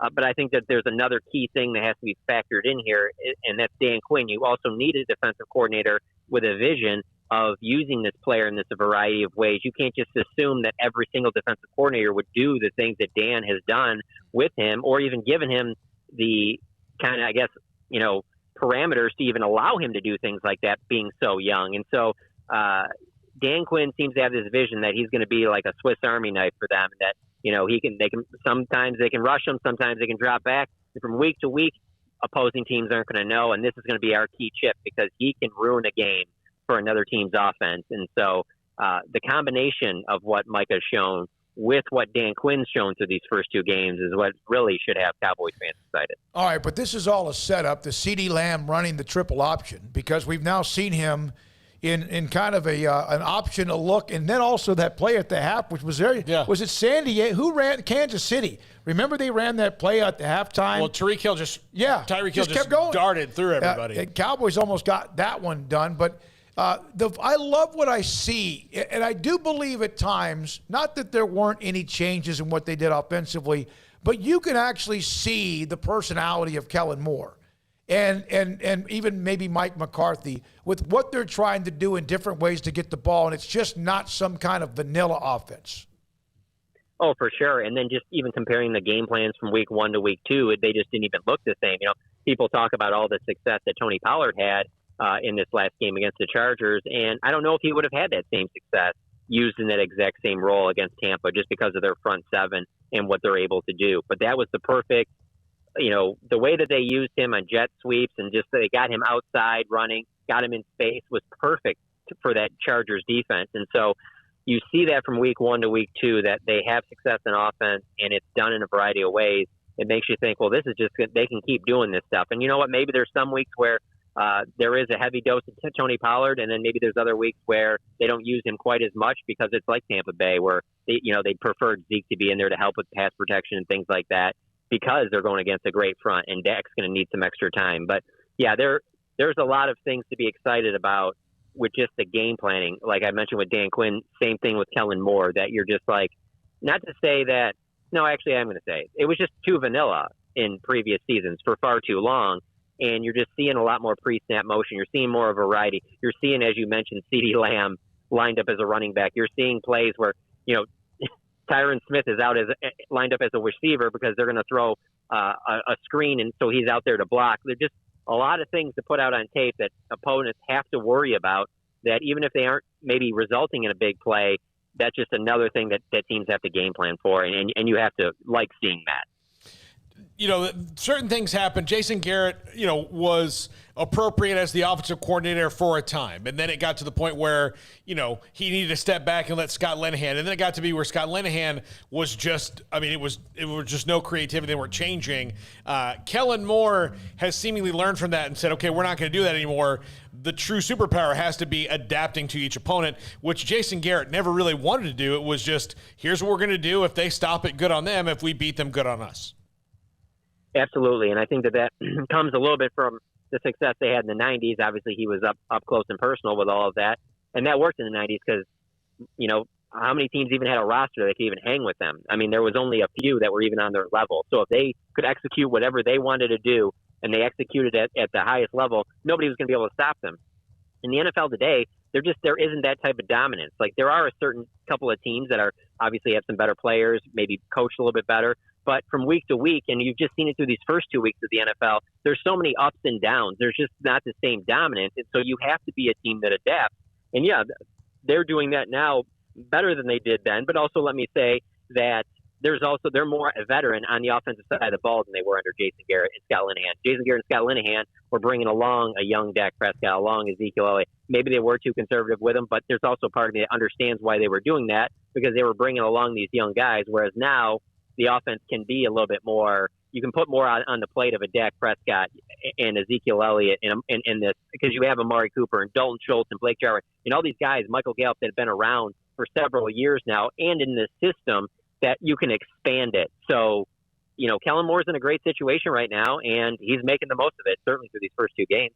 What did you think of the way that Terrence Steele performed when called upon? I was really surprised. It comes back to is there's only so much as we like to say of what we see at practice during, training camp and the off season. You really don't know when it comes to in the trenches like that, because there's only so much those guys can do in that practice setting, especially in today's NFL.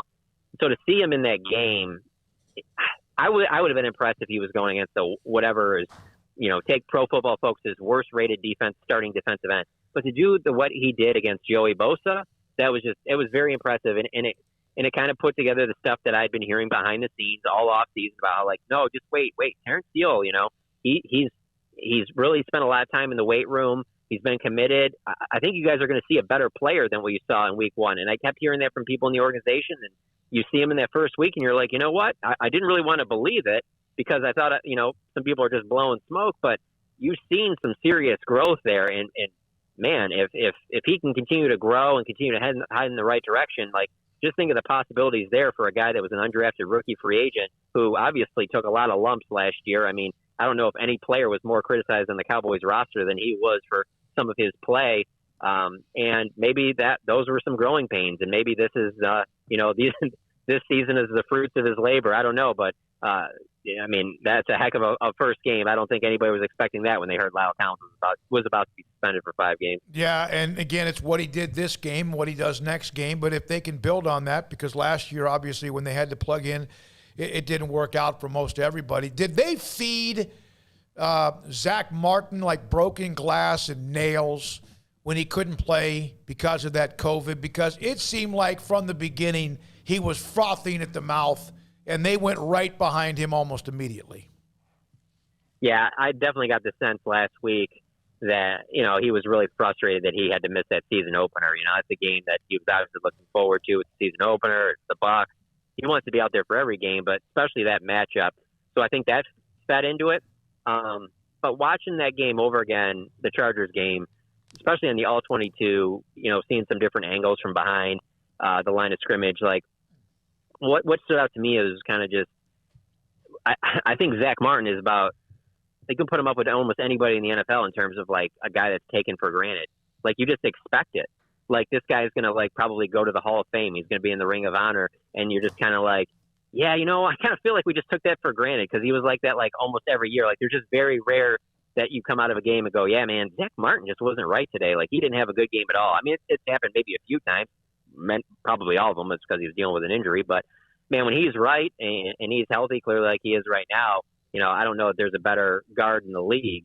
And he certainly showed it in that game. And I kind of compare it almost a little bit to obviously he's not on the same level as Zach Martin, but that little run there for about 3 or 4, maybe 5 years with Dan Bailey being such an automatic kicker, I feel like sometimes fans take that for granted. And then obviously over the last few years, you see, yeah, it is tough to find a guy that can just knock down those kicks as consistently as Dan did. I think that the true appreciation for Zach Martin might not come until after his career, and they possibly go through a revolving door of just off guards that aren't anything close to the way he is. So one particular play in that game is just the way I can't remember if it was. I think it might have been Bosa got by Terrence Steele, and Zach goes from blocking his defensive tackle with one arm and then tries to block Joey Bosa with the other arm. and was able to slow him up enough for Dak to get the pass off. Just, crazy stuff when you see that. So, John, are they looking at losing another player but gaining one back? Looks like Randy Gregory has been cleared, but Keanu Neal now dealing with the COVID-19 protocols. Is that correct? Yeah, so a source told me that he didn't test positive, Keanu Neal. He's a close contact. And so for you to be a close contact and go on the COVID-19 list, that's for unvaccinated players. So if you're unvaccinated or in the process of being vaccinated, and you're a close contact, then you are in that protocol for it's 5 days, and you have to test positive. I believe it's every day. And so technically he still could play Monday night because the 5 days would be up, and so Monday he would be eligible to return.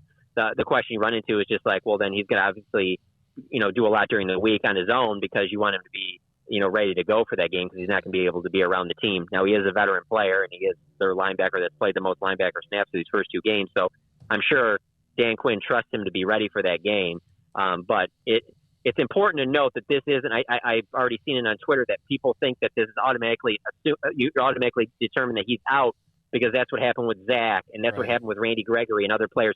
But that's not the same because those guys actually had symptoms and they tested positive. That's not the case with Keanu Neal. So there still is a chance that he can play. But if he can't, though, to answer your question, I think that you see less Micah Parsons at defensive end. And he goes back to playing more linebacker, and then you just see more Jalen Smith, more Leighton Vander Esch, maybe even a little bit of Jabril Cox. If Keanu Neal can play, even with Randy Gregory back, I still think that you're going to see Micah Parsons at that left defensive end spot. That's where he had the most success against the Chargers. That probably had something to do with Rashawn Slater being on the other side, and he is just an absolute animal. So I think that there's still a lot of game planning to be done here. And to be honest with you, to sum all of this up, I think that that's incredibly interesting because I don't think that we would be having these conversations about the Cowboys defense 3, 4, 5, 6, 7 years ago. The fact that they've been so multiple that we're actually wondering from week to week what they're doing, I think that's a huge step for their defense. All right, John, thank you very much. Appreciate your time. Cowboys 1-1 home against Philly coming up on Monday Night Football. So we appreciate John Machota, theathletic.com. Couple of notes. On Brigham Young, this is a couple of quick notes about the Big 12, and then I want to say something, the possibilities of surrounding yesterday's story involving Charlie Brewer leaving Utah. Have you all noticed how much things look different with the way people cover Brigham Young? To me, it's been incredibly noticeable. Since the Big 12 announcement, they're being treated as part of the cool kids in the club, in the in-crowd club. Some things happened to Utah after their invite, or same thing happened to Utah after their invite to the Pac-12. Very much validates the Big 12's a legitimate player with or without the burnt orange. Now, Brigham Young doesn't replace Oklahoma, Texas, but Brigham Young beating Pac-12 teams and doing what they've done and the way they've done it and the style in which they've done it, absolutely I've noticed that. And it surely doesn't hurt that Cincinnati just beat a Big Ten team in Indiana. Yeah, I mean, it's great to see all those schools doing their thing and making their mark against, other Power 5 conferences. And BYU's been, a great story so far this season. Love their head coach, love their mentality, and just the way they play is a lot of fun. But no, BYU, I haven't necessarily thought about that or even noticed it, but I'm sure for those who are a lot closer to BYU football, that's absolutely something that you probably take notice of. So that's great to hear. I think that's awesome, and hopefully they just keep up the winning, except for in Waco here in a few weeks, and get here sooner rather than later. I like the addition of BYU. One quick Charlie Brewer scenario. Paul, you're the starter. Yes. Obviously, things aren't going well. The last couple of games, you didn't play well. Cam Rising comes in to try to rescue the team, and he does. He's going to be named the starter this week, and he was. So usually the head coach will have, or the position coach or the coordinator will have a discussion with players. What about this scenario?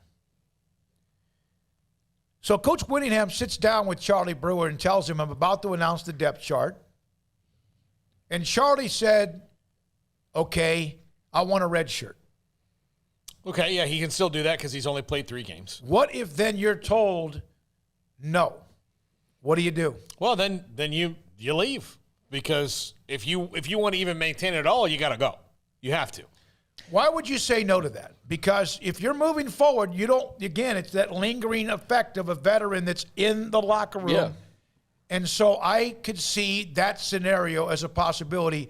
And I've done a little bit of due diligence on that, but that was something I wanted to float out there as well. Well, I think the biggest thing to remark, and that's notable, but I think the biggest thing people need to realize with Charlie and, the timing and, he's a quitter and all that, he's just trying to maintain his eligibility. I mean, that's what it boils down to. I know some people have taken the opportunity to say, well, this means that Cam Rising was just a way better leader and a way better this and a way better that, or Charlie Brewer's a bad seed, or, people are taking their shots because they don't know, and it is odd, the timing of it all. But I think, the fact that he could only have played in one more game and it was clear that he wasn't going to play in that game because Rising's now the starter, he's maintaining his eligibility and trying to continue his football career, and that's what it really boils down to. And I think his football career with a Pac-12, with a Power 5 school is probably none. I do think that if something was to happen with a school in the state of Texas, perhaps at the FCS level or in that neighborhood, or, I do think that could be an option. I do. I'm not saying it will be, and if it's not, then perhaps he will never play another down of college football. Paul Catalina's Top 5 is next. Riverbend Liquor and Wine, Lakeshore Drive, North 19th Street here in Waco, a hidden gem. They've got an amazing array of high-end bourbons: Pinhook, Weller, Buffalo Trace, Brush Creek, Hotel, Garrison Brothers, Thomas S. Moore, Houghton Young, and Bardstown. Great customer service, speedy drive-through window. Find out more about Riverbend Liquor and Wine on Facebook and Instagram. You know what would make this moment better? Pizza. Dough made from scratch and an Italian family sauce recipe pizza. 3 fresh signature cheeses making a melty blanket of perfection pizza. Like loads of premium toppings like crispy Old World pepperoni, savory Italian sausage, and fresh sliced veggies pizza. That's Marco's Pizza. Visit marcos.com and make any moment better. And with 4 locations in Waco, Belmead, China Spring, Woodway, and soon to open in Robinson. Marco's. Pizza lovers get it.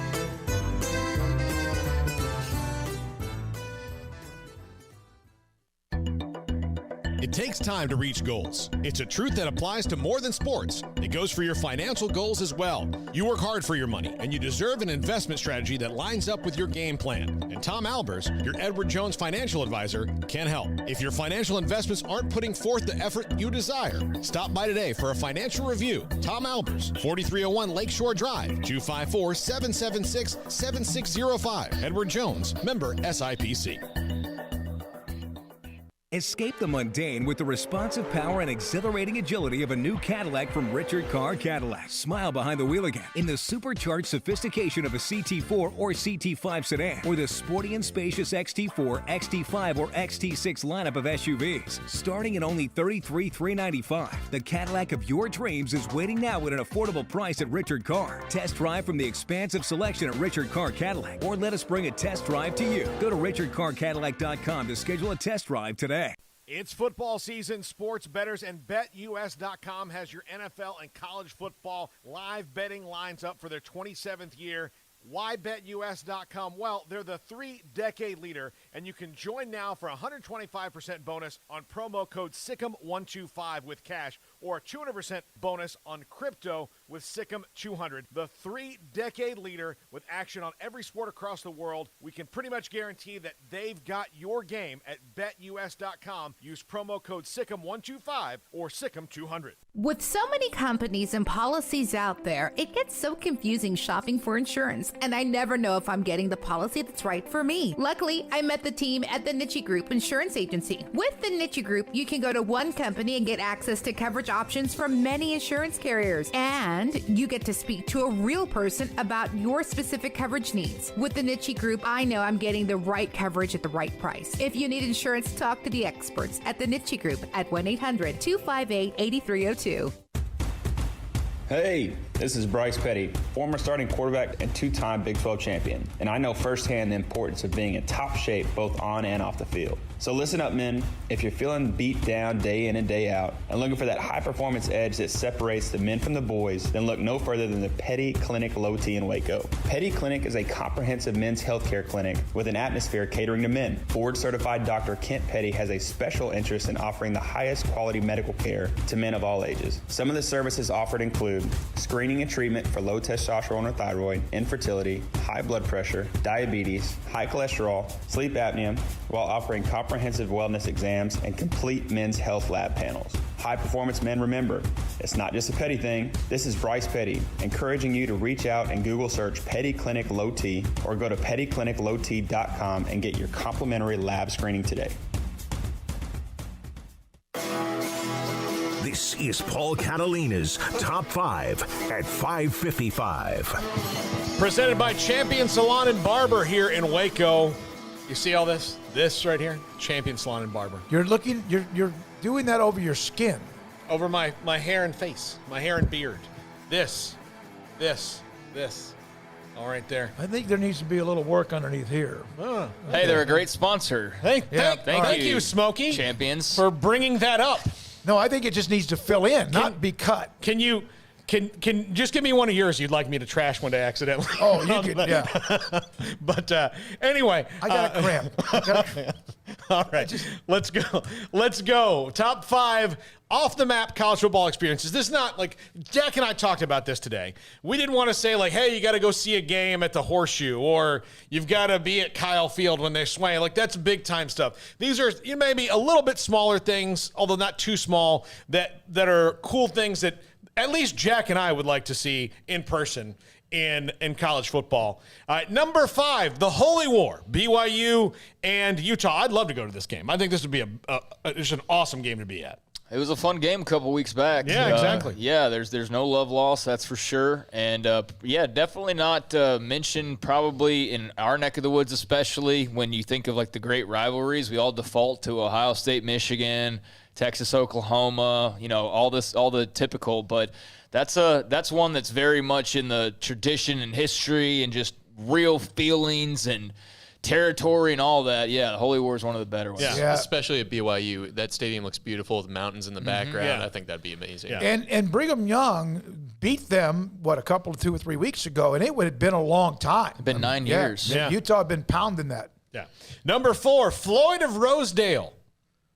This is a Big Ten one, Minnesota and Iowa. Kind of doesn't get as much, pub because both the teams, like Iowa's been better than Minnesota over the last 50 years, but I would still love to go see Floyd of Rosedale. Is that what? I had no clue. That's the trophy right there. I want to go to at least one that has a trophy for sure. The Big Ten has a lot of these trophies, right? Mm-hmm. Yeah, they do. They have a lot of these. But Floyd of Rosedale, right now it sounds like some sort of a thing in England. Yeah. Or something. Floyd of Rosedale. The matchup is a grizzled old coach and a guy who's a motivational cat poster, but even still, hey, I know you don't like PJ Fleck, but he's putting a program together in Minnesota. I mean, I think his personality is not for everybody, obviously, but he can coach. And, I don't know how many times I'd even heard the phrase Floyd of Rosedale, so this one's a little bit of an eye-opener to me because it's just one of those trophies that you see when you watch the game, but you don't really know too much about, so okay. Yeah, off the map. Number 3, the Apple Cup.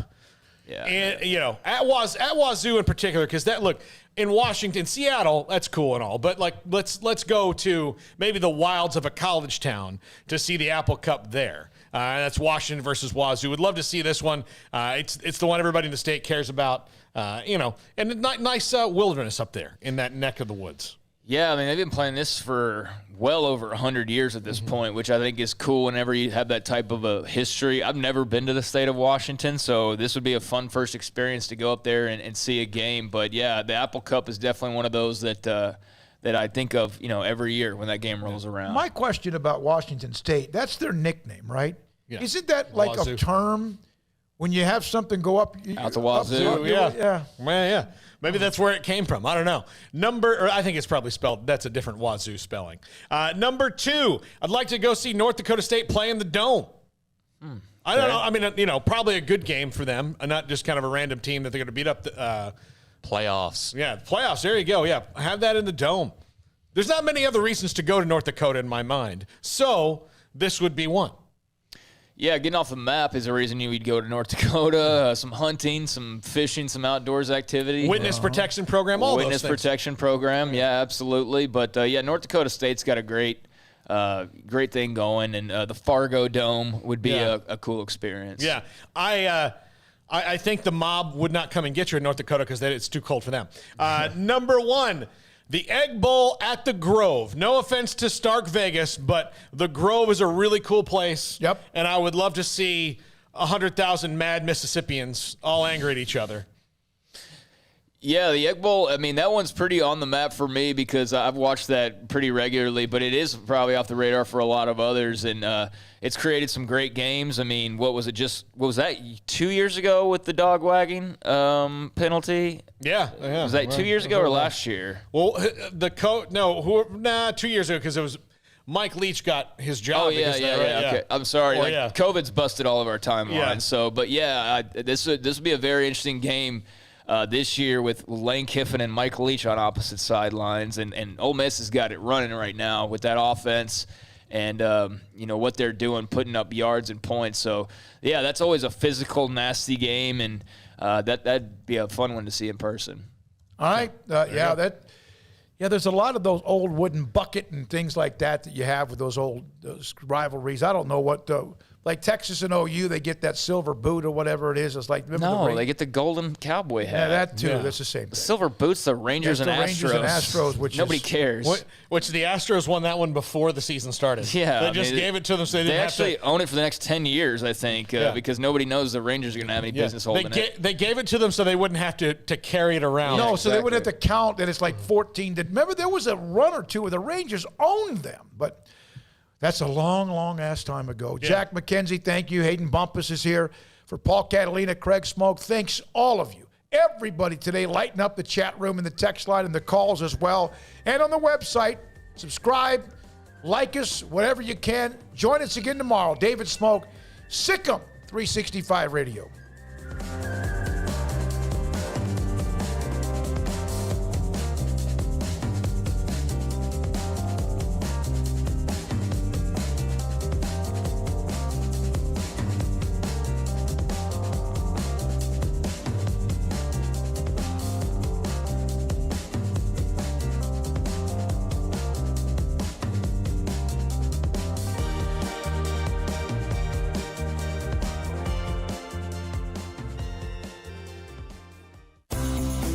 Ideal MRI is a small family business right here in Central Texas. We're open to support you while lowering the cost of healthcare bills. When you need an MRI, ask your doctor for an Ideal MRI. Visit us at idealmri.com or call us at 833-IDEAL-MRI. Stepping into the boots of a U.S.